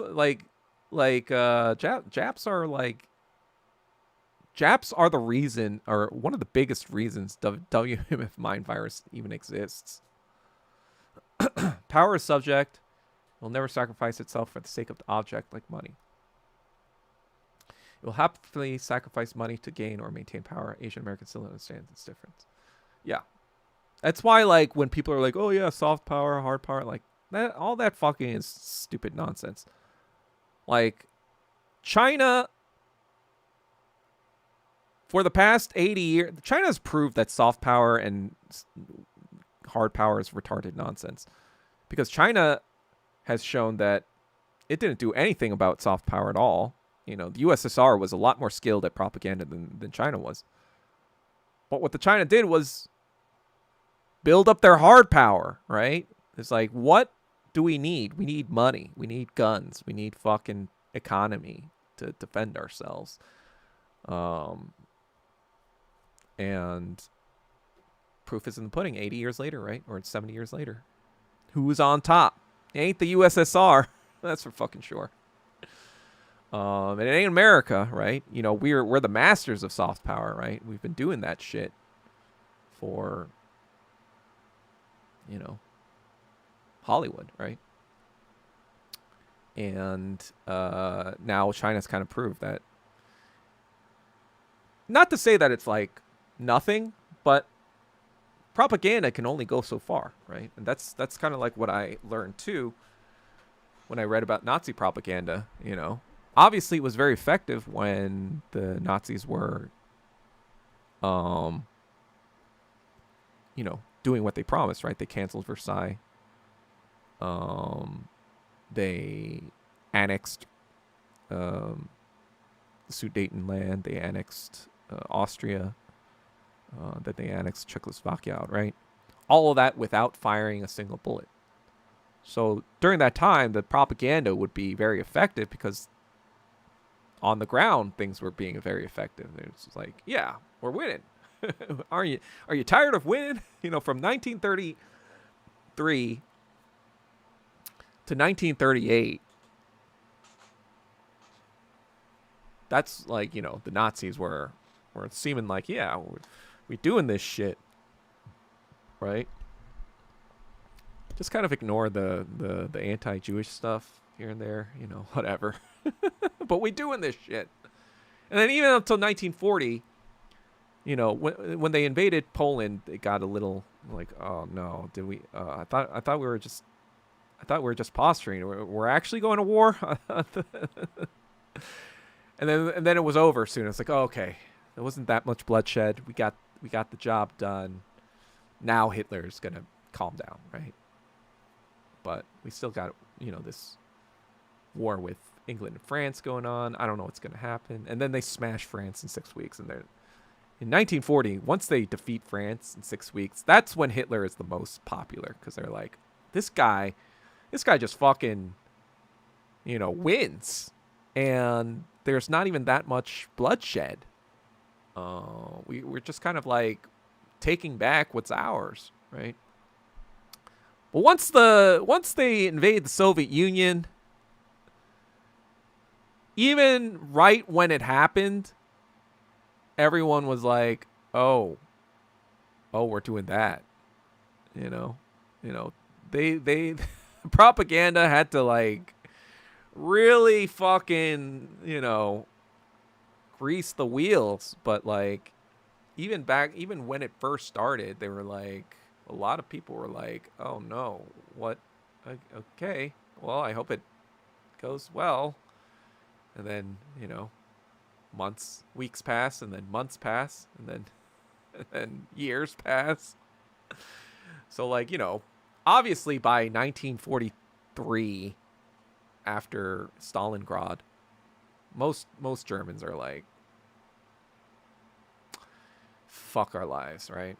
Most Germans were like, you know, they weren't stupid, obviously. They were like, oh God, is there any way to salvage this situation? But anyway, Chinese netizen didn't like how fugly they made the romantic interest in Shang-Chi. Were they talking about Simu, or were they talking about Aquafina, or were they talking about both? Yasukuni Shrine, that's the Nazi shrine. Yeah. Chinese netizens literally didn't care about Shang-Chi. Shang-Chi wasn't even allowed into China. I'm wondering if that was more about the pivot away from Marvel, because of like China wanted to bolster its own thing, or if it was because of stuff like that 89-64 shit. I guess we'll never know, but we'll see. I don't know. Japs got off easy. Nukes were nice. COVID-19 as U.S. bioweapon. Most of Japan's live-action cinema is so dog shit for some reason. Yeah, I guess having your fucking psycho Nazi ideas in live action don't work as well when you have them in cutesy cartoons, I suppose. Never watch Crazy Rich Asians? Yeah, I mean, you're not missing much. It's like, I wrote an article, I think, on it. And even in my article, I was like kind of like positive about it. Let me see if I could find it. I wrote for the Washington Post, guys.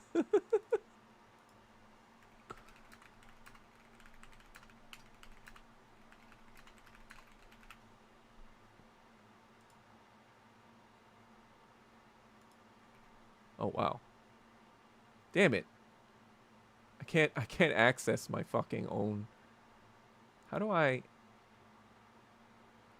can't even access the article I read because it's behind a fucking paywall.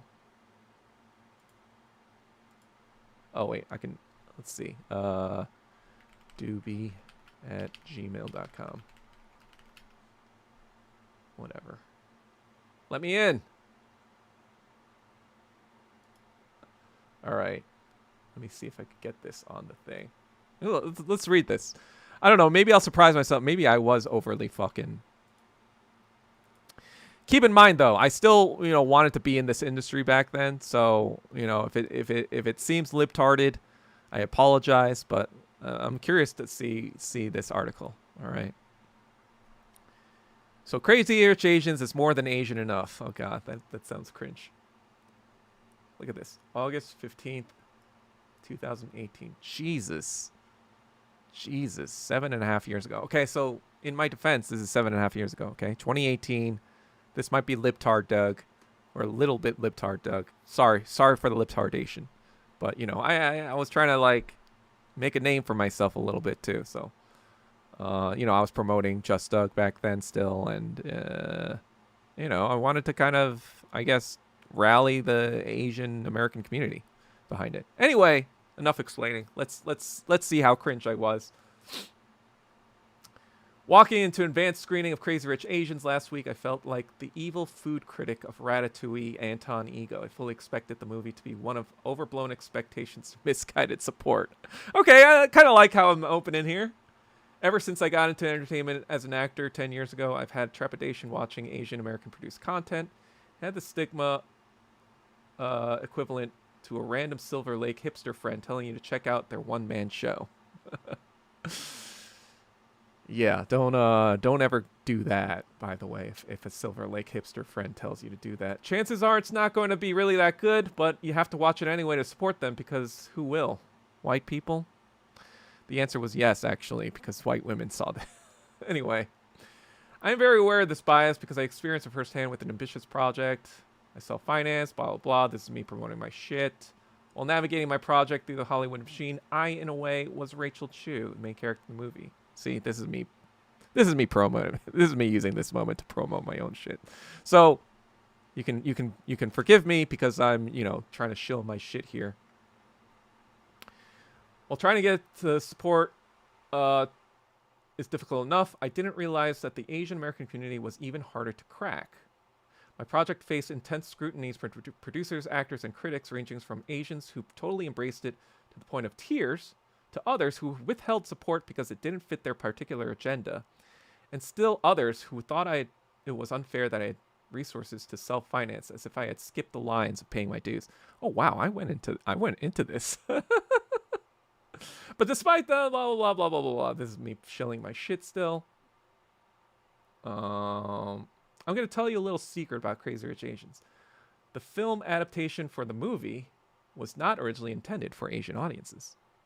The book was a massive hit with white women. Indeed, it almost reads in the vein of escapist romantic fantasy genre that's been very popular this side of the millennium. See Twilight and its fan fiction spin-off 50 Shades of Grey.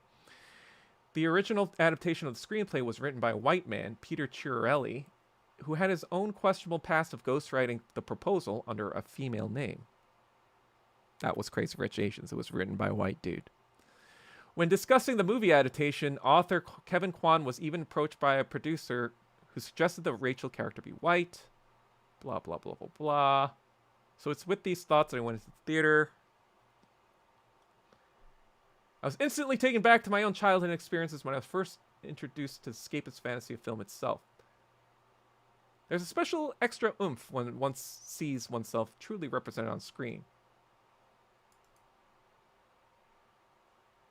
Yeah, I guess it was a little bit of libtard Doug. Not gonna lie, not my greatest moment, but you can read it later. But know that it was in the service of trying to shill my shit. So you can forgive me there. Anyway, oh yeah, G-Bait's edits are quite crazy. Yep, they were, you know, I mean, teach their own. I mean, obviously they got a lot of engagement and whatever, but let's see. Those images are of poor taste. During the Yugoslavian War, 1991-2001, rich Europeans went on a trip there to snipe random civilians from the rooftops. Oh, wow. What the fuck? What about the rabbi chicken swinging a Marine meme? I didn't see that one. Aquafina is definitely repulsive there, I said for you.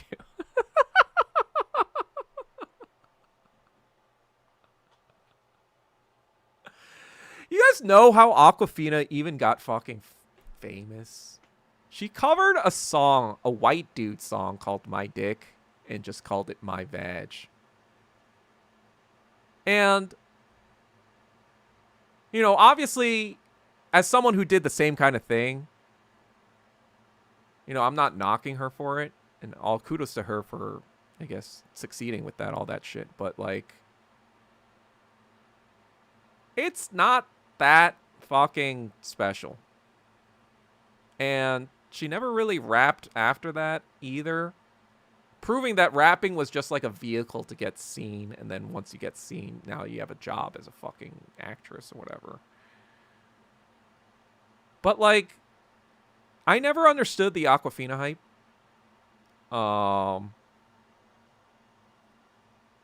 Like, everything she's acted in, I'm just kind of like,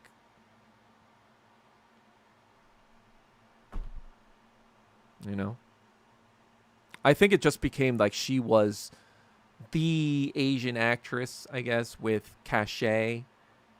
And because she was more charactery than, you know, obviously because she's not a looker, right? She just kind of has to be a character, right? And there aren't that many charactery Asians in general. Now it's like, oh, well, you gotta use Aquafina for this. We gotta use Aquafina for that. Blah blah blah, etc. etc. So there was like Aquafina fatigue, right? But in general, it's just kind of like, yeah, I mean, I don't know. She hasn't. I feel bad because it's not like she's ever antagonized me or anything like that, so I don't want to really like go too much into that. But like I said, I'm a nice guy, right? I don't like to like it might not seem like it, you know. Somebody was saying to me, somebody said something to me recently, and I was like thinking about it. What did he say?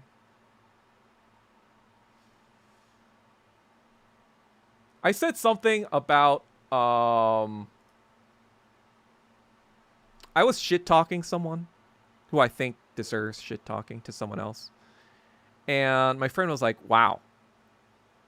If somebody made a job," or I'm paraphrasing here, I don't remember what it was, but basically like saying like, "Wow, like if there was a job of being extremely cruel to other people, you would win that job." And it's just kind of like, you know, it comes from, you know, when you are bullied as a child, as an autistic child, in the way that I was bullied, and you have the kind of like mentality that an autistic person has. This is like, this goes back to, you know, when I was talking about like, you know, how I like to read about everything, right? You know, the CIA person giving me information, traitors giving me information, blah, blah, blah. I read the Nazis, right? Information, information, information. So when people kind of attacked me as I was a kid, at first, obviously, I was like, you know, distraught and emotional and sad and upset, whatever. Then after a certain time, I was like, you know what? Maybe I should study this. Maybe I should study what they're doing right now. Like I started to analyze, you know, this started probably like middle school. I started to just analyze what people are saying to me. Like I would take it, I would absorb it, you know, I would absorb bullying, whatever, being like, okay, what is their personality like? And why would they choose this specific insult? Like, what is going on in their lives? Where's this idea? Where's the idea of this insult coming from? And how is it feeding into them? And it's just kind of like analyzing every single sort of like angle like from the enemy's perspective. Like I'm trying to like you know, absorb the fucking bullying, but then like be like, you know what? If I were them, what would be the most devastating fucking comeback, you know, that I could make from this jumping off that insult? So I would work out all the fucking things that I could think of, you know, repeatedly over and over again to all my bullies, right? I would think about who they were, what they cared about, their emotional trigger points, and just fucking hone in on them, fucking beat down shit out of them. And then, like, I pretty much honed this to, like, due to StarCraft, due to fucking trash talking, due to all this fucking stuff, middle school and high school, like, I could fucking slice up people left and right. And it got to the point where people started to get scared of me. And I like that. I'm not going to lie. I like that about myself. You know, but I always kind of told myself, like, I never, you know, it came from, like, in middle school where,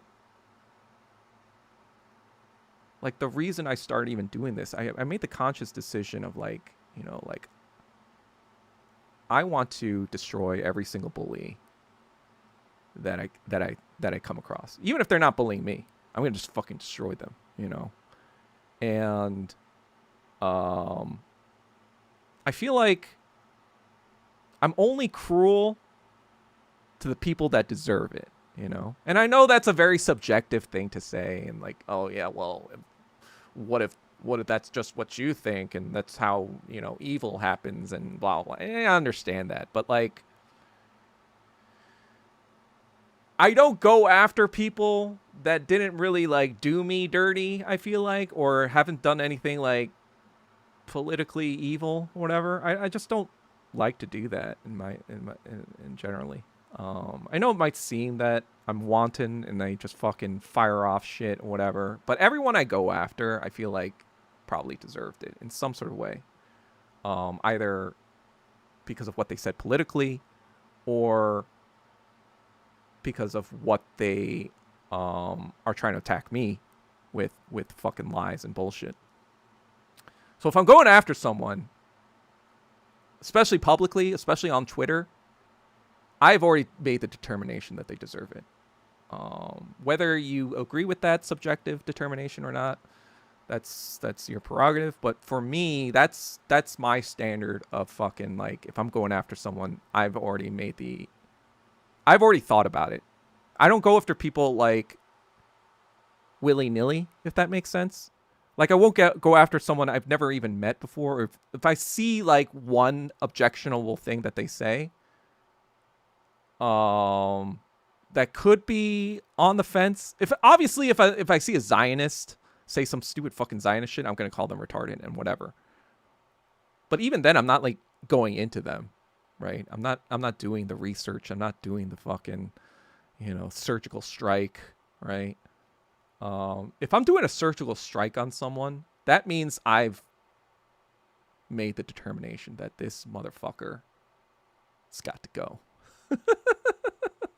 in some way. And so, yeah, I don't know how I got into that topic, but yeah. Anyway, let's see. Probably gonna finish up these comments, and then once I finish those comments, probably end the stream. So while I'm doing this, if you want to ask some more stuff, just put it in the thing.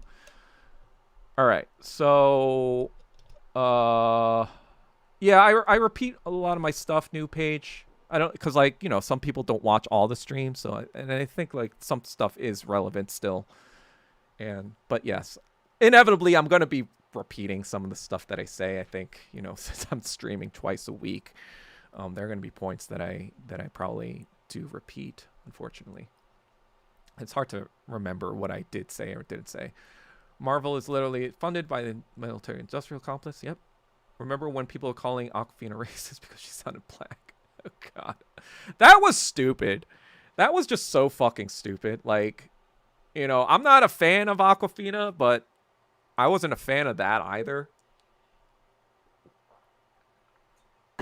It's just like this tough thing to straddle when supporting Asians in the industry. I'm just kind of like, oh, God. Really? They're just like, whatever. But, like, this criticism. Like, if you think that's acting black, that I think that speaks more to your racism rather than to Aquafina's, right? Because now you're saying a specific type of caricature is black coded. And, you know, if you're making that assessment, I think that's more you saying a statement about what black people are, what black caricatures are. But, yeah, I don't know. I think she was just like, it was just like a fucking popular sort of like, literally like this, you know, gay man / saucy black woman. Yeah, I mean, like, yeah. I mean, if you're gonna go after Aquafina for that, then how come you aren't going after like a billion white gay people for doing that same fucking shit? Like, white gays do the same fucking shit that black women do. Like, let's be fucking real. Like, and no one fucking says that. No one fucking says shit about that. So let's be fucking real here. It's just like retarded. That guy looks a hapa. He's a hapa. Oh, you mean yeah, Henry Golding. They said they looked all over fucking Malaysia and Singapore, and Henry Golding, they can only get a hapa. And normally this wouldn't be that bad, but the storyline says that the matriarch, you know, one of the reasons she is so against this marriage with, you know, Rachel is that it's not with another family, like another elite Singaporean family or someone of that class stature, right? You know, crazy rich Asian. That was the whole fucking point of the movie, right? That she's not, she's this random Asian American. She's not at the same class level. And then you have the main character who's supposed to represent this purebred sort of family dynamic, right? So it doesn't even fucking make sense that he would be half white, because the whole premise of the movie is predicated on the fucking Michelle Yeoh character saying, no, she's not worthy of, she doesn't come from the correct stock. She doesn't come from the correct Nazi stock, you know? It was literally like, what? This doesn't fucking even make sense. She would never be fucking Hapa in this storyline. Like, you know, there's a ton of other Asian stories. Yeah, it kind of makes sense or whatever. Even 21, I guess you could make the case that maybe he was a Hapa guy. He wasn't. But they made him full white anyway, but that's besides the point. But anyway, in this case, it was literally written in the fucking story. Like, how it doesn't even fucking make sense. It's retarded. Sure, we've all been there, so no throws. We all evolved. It's okay if you sound like a libtard. Yeah, and this was 2018 too, okay? So, and that's the whole point of what I was saying before. Like, nobody was fucking woke from the womb. Like, even if you weren't in America, like, I'm sorry. Like, even if you were in a vassal state, you were just as fucking brainwashed. Let's get off your fucking high horse of, like, you know, I'm from Indonesia. It's like, yeah, you killed your own fucking neighbors and friends for the CIA. You did that shit. So you casting stones at being, you know, brainwashed by the empire? Think you should look in the fucking mirror there, buddy. You know? I just hate all this fucking, like, oh, Americans are uniquely evil now. And it's just like, well, not like the rest of y'all were fucking doing shit. Fucking retards. Anyway.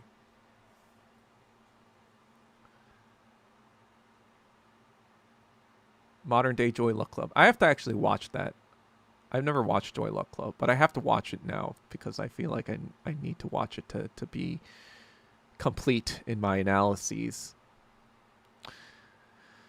Where is Aquafina nowadays? I think she does like animated stuff. She was in the last Black Mirror season. I think she was in one of the episodes. So she still works. She's just a little bit more under the radar. Especially since now there aren't that many. I feel like Hollywood saw all these Asian projects after Crazy Rich Asians just fucking bomb. And they were like, you know what? This shit ain't working. Throw her in her fucking animated movie. Oh, she actually still has a TV show? I mean, I don't think that TV show's still going, is it? Ugh, God, The Farewell. Fucking sucks. No offense if you like The Farewell. Farewell fucking sucked. Let's be fucking real. God. Like, that movie was just so fucking whatever. It was like a poor man's version of Moonlight, which was, Barry Jenkins was her husband or partner or whatever, Lulu Wang. And that was a poor man's version of Wong Kar-wai. So you used a poor man's version of a poor man's version to make just fucking slop. And it was just like, oh God. It had no fucking point to it. Other than, oh, look how strange Asian culture is, right? They don't even tell their grandparents when they're gonna die. How crazy is that? Isn't that crazy and weird? It's like, shut the fuck up, dumb fuck. Then she makes a fucking, like, that stupid fucking show on Amazon called Expats with fucking Nicole Kidman. It's a fucking retarded bullshit show. Fuck Lulu Wang. I don't hate Aquafina personally. She's just not attractive at all. I mean, I'm kind of in the same boat. I don't feel any sort of way about Aquafina. I'm just like, yeah, she's mid. She's as a, a judge of acting, I feel like I'm pretty good judge of that. I would say she's not that great. It's better than Simu, but that's not saying that's a low bar. But I'm just being objective there. It's not like I have anything against her and saying that. It's just like objectively, I don't think she's a good actress. Or attractive. It's just me. I'm not trying to be mean. I'm just like, that's how I, see things from an objective angle. Michelle Yeoh is taking heat from her husband, Mr. Toad, who is in the Epstein files. I mean, it's just kind of like you get a little heat in Hollywood after Crazy Rich Asians, and you're in Wicked now, and blah blah blah, and you dump your fucking Asian husband. Let's see, right? I think she was married to an Asian guy.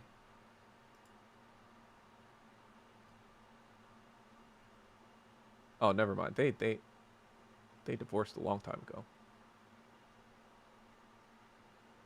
Dixon Poon. Hong Kong. Oh, wow. She was single for 30 years then? Wait. So she gets divorced at the age of 30 and doesn't remarry until 2023. It's 5 years after Crazy Rich Asians. It's just kind of like, Oh, now you're feeling your oats. Now that you're a thing in Hollywood. Now you're marrying for love. This 80-year-old who's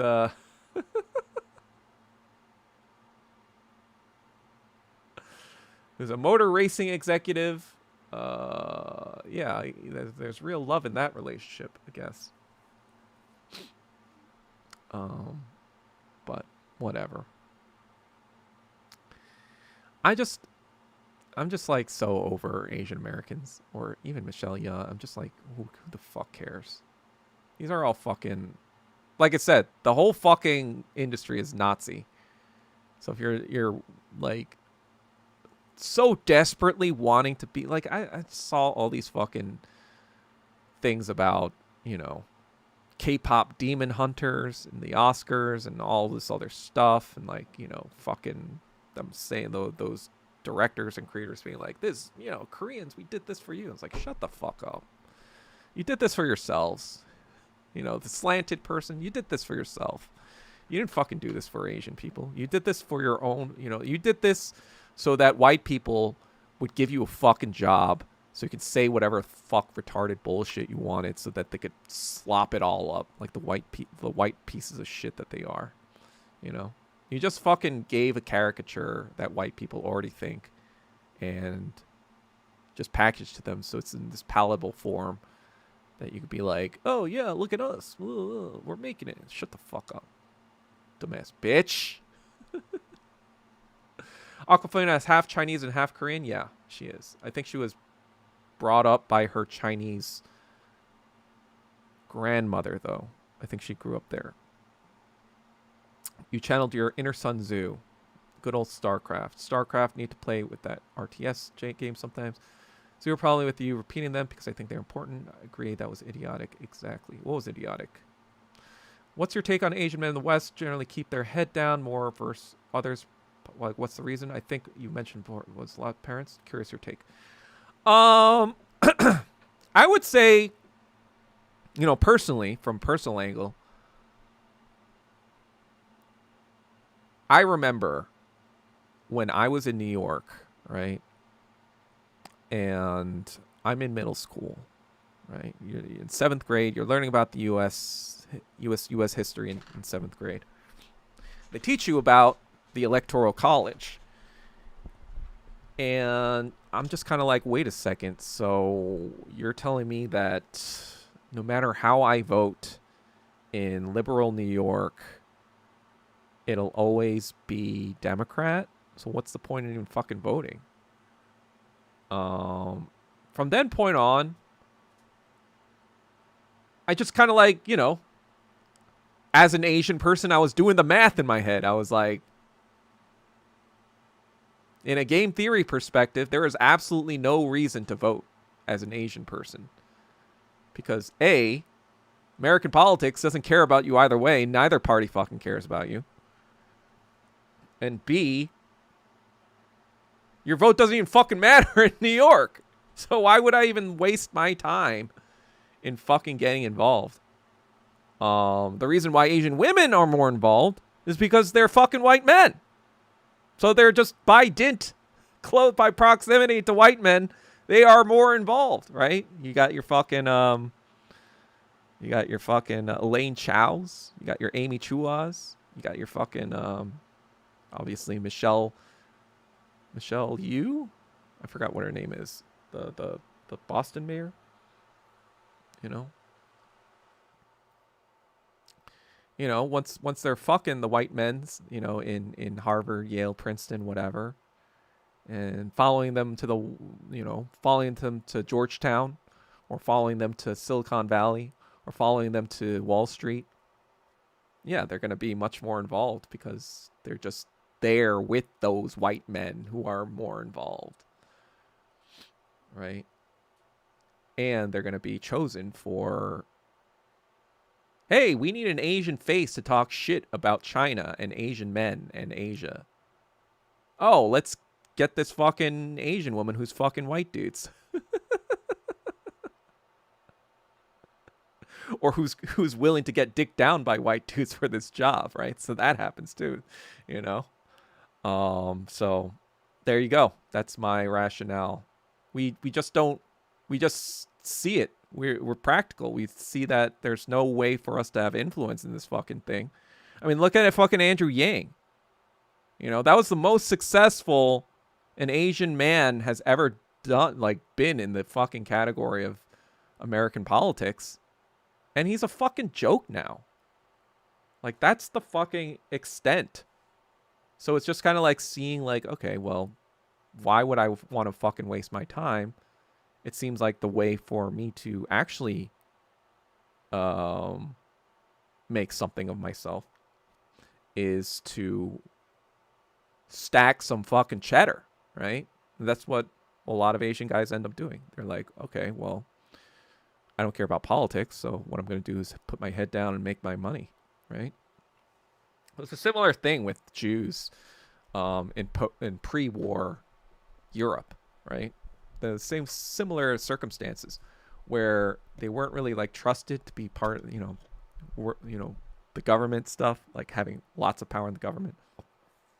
So what do? They kind of like just focused on what they could control, which was getting into jobs like, obviously finance, whatever. But there were also like a lot of professional minded Jews as well. Just like Asians, like doctor, lawyer, etc., etc. So that's my take on that. I can't speak about Aquafina Law, just too close for me. I mean, yeah, whatever. The thing is, I don't think I have anything personally against Aquafina. I don't really even have anything professionally against Aquafina. I just think, like most of you guys, that she's mid. Just like that's just what I think. It's not like, I don't know. There's nothing more to that, right? It's just that, like, oh, because she's a celebrity, she's supposed to be hot and talented, and because she's famous, and we should all be like, praising her, I guess, hotness and talentedness. And I'm just kind of like, not me. Simu is mid. Simu is very mid and also an airhead. I mean, Simu's got a nice body, right? And so that counts for a lot, especially in America. I think that obviously counts a lot in America than it does in China. So I'll give him that, I guess. I don't know. Eddie Murphy and Norbit can put in yellow face and talk with an Asian accent. I've never seen that. And Henry Golding constitute have done fuck all for Asian representations. Yeah. That's the thing that they. It's funny because, like, even the Past Lives director, right? Me and my friend Ivan, we notice this shit all the time. What did John Chu do after Crazy Rich Asians blew up? Did he push for Crazy Rich Asians 2? Did he push for the studio to get Adele Lim to get that shit going? No. He was like, I'm directing Wicked now. I don't know. Did he direct Wicked? I'm directing all these musicals now. Look at me. What did fucking Past Lives director do? I'm making all these white movies now. What did the Beef do after that first season? Now it's just like white characters in the Beef show. It's like every fucking thing, once they get successful, once they've used their Asians as a fucking launch pad for their career to be like, hey, look what I did for it. Then they fucking go to the white shit because they're like, oh, I want to actually do something now. We gave one for the, like, fuck them Asians. Simu's very airhead. Yeah, well, whatever. Never watched that crap. That's on purpose. Boys, it's story time. Strap in and grab a West warm soda. What was the story? What did I tell the story? Just think why China and DPRK is always on the news. It's because they aren't taking Western shit. Yeah. Michelle Wu. Right. Michelle Wu. Didn't JD Vance quote Amy Chua? I don't know. Did he? Amy Chua is part Filipina. Wait, she is? I guess I can kind of see it. Though she tries to hide that fact. So she's a Nam girl. That's all you need to know. Doug, you should see what they say about Asian American women on Red Note. What do they say about Asian American women? Everyone should, I am going to fucking, so I'm almost done with this article. It took me a lot longer than I thought it was going to take, but I'm almost done with it. It's called The Philosophy of Jeedism. It's surprisingly a lot harder than I thought it was going to be to write it, because I'm doing some research. I'm doing some cursory research on the British Raj and the British Indian Army, and kind of like the transition from British Raj to the independent Indian kind of government and all that kind of thing. I'm doing a little bit of analysis on that, so I'm have to do a little research.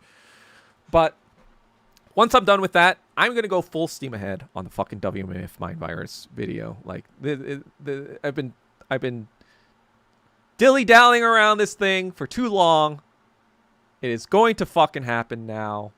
We're gonna fucking talk about all this shit, and then you guys need to share it on Red Note, or maybe I'll just share it on Red Note. But I guess I need to get like a fucking translator, like maybe like an AI translator, so I'm talking in fucking Chinese or subtitles. I don't know.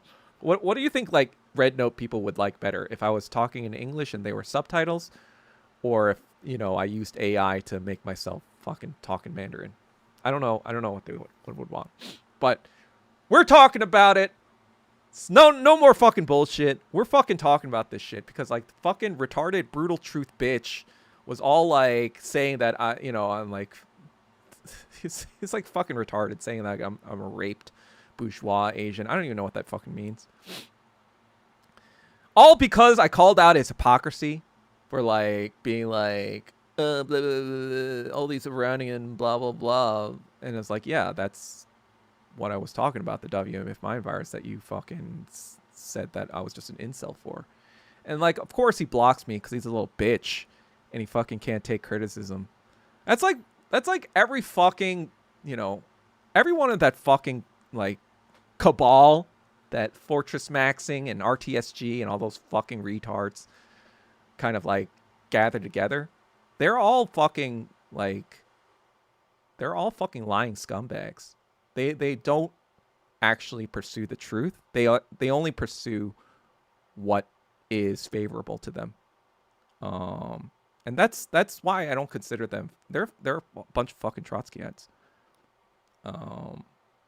Especially RTSG, especially fucking Fortress Maxing. Those people like Zhang Yu, all those fucks. And their leader Homo Fagalus. They're all fucking Trotskyites because they are not objective. They literally lie and gaslight people's points. Like I never said anything about like being against WMF. Every single WMF couple, like he says, he's just fucking lying. They just try to use their fucking position of clout or whatever to just try to railroad you. And they're just a bunch of fucking lying pieces of shit. So, brutal truth bombs. You're a brutal truth bitch. I will fucking fight you every day, and I'll fucking fight all you guys any day of the week. You guys clown on me like I'm like you think I'm a little bitch that's gonna fucking lie down. But trust me, if you want, I'll fucking fight any fucking one of you fucking retards. And you could take that to the bank. Anyway. I'm a nice guy, though. I'm a nice guy. I don't try to, if people... I don't go after people if I don't think that they're pieces of shit and they deserve to fucking burn. But yeah. Fortress Maxing, you're on that list, too. Yang took a dive, another big shocker. Yang is Zyle. Yeah, he's fucking retarded. Chinese netizens, both men and women, later view Asian American weird, desperate, white worshipping bananas. I mean, yeah, we care about the politics. It's just that, what are we fucking gonna do about it? Like, I'm trying to do the most about it. I'm trying to say the truth about it. And you see from the amount of fucking blowback that I get every day, the other Asian men seeing this and be like, yeah, look at Doug Kim. He's fucking fighting the good fight. And he barely anyone fucking pays attention to his ass. He's fucking genius ass fucking level analysis. And then people just fucking gravitate towards retarded CIA operatives like Professor Zhang. Like, what hope do we even fucking have to get heard? You know? They make videos about how Asian American women have exaggerated face try to smile while white people don't come. It's kind of funny. Thanks for the stream. Oh, see real NYP. Only suck up Asians are promoted in the West for obvious reasons. Be careful if you talk about the war in New York City. Almost got to the fight. Think I'm gonna be? I would dare them to fight me. You know, I'll fight them fucking, you know, whatever. David Tay, we went through the anti-Asian hate crimes of 2021. You think like a fucking one of these Zionists is gonna scare you now? Get the fuck out of here. I'll fucking take all of them bitches. Eng with subs. Okay, I'll do that then. Try both ways, see what people respond best to. Most Red Note users are Shanghai people from what I understand. So is there another platform that's good for like Chinese social media, like long form videos like that? That would be probably like an hour or so. I feel like Red Note, it's more of like a, you know, it's like kind of like a TikTok, Instagram, 3-minute video or less or whatever. Or I could put clips on it. But I'm wondering if there's like a separate video site that's like YouTube, but, you know, Chinese people use that, obviously, rather than YouTube. Go with subtitles and make fun of your AI Mandarin. Definitely looking forward to your WM piece. Growing up, seeing more of the dynamic leftover women. You know, for the longest time, I was hesitant. Or I've been putting off making that video because I was like, oh, God. I know this is kind of what I'm known for, but I'm sick and tired of talking about it. But it seems like people still don't fucking understand and get it. So, and it seems like there's a demand for this now in China. So I'm like, you know what? Maybe I should talk. Maybe I should fucking analyze it to the Doug Kim way. The Doug Kim way that gets you 3.5 hour documentaries on Obama and wokenomics, or 80-minute documentaries on Breaking Bad. You know, this is the Doug Kim analysis that's going to happen now.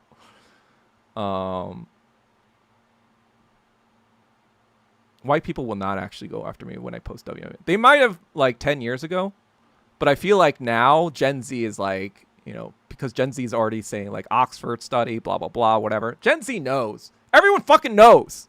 Everyone fucking knows now. And people are like sick of it. You have tech bros in San Francisco being like, God, why are all these fucking mid-Asian women?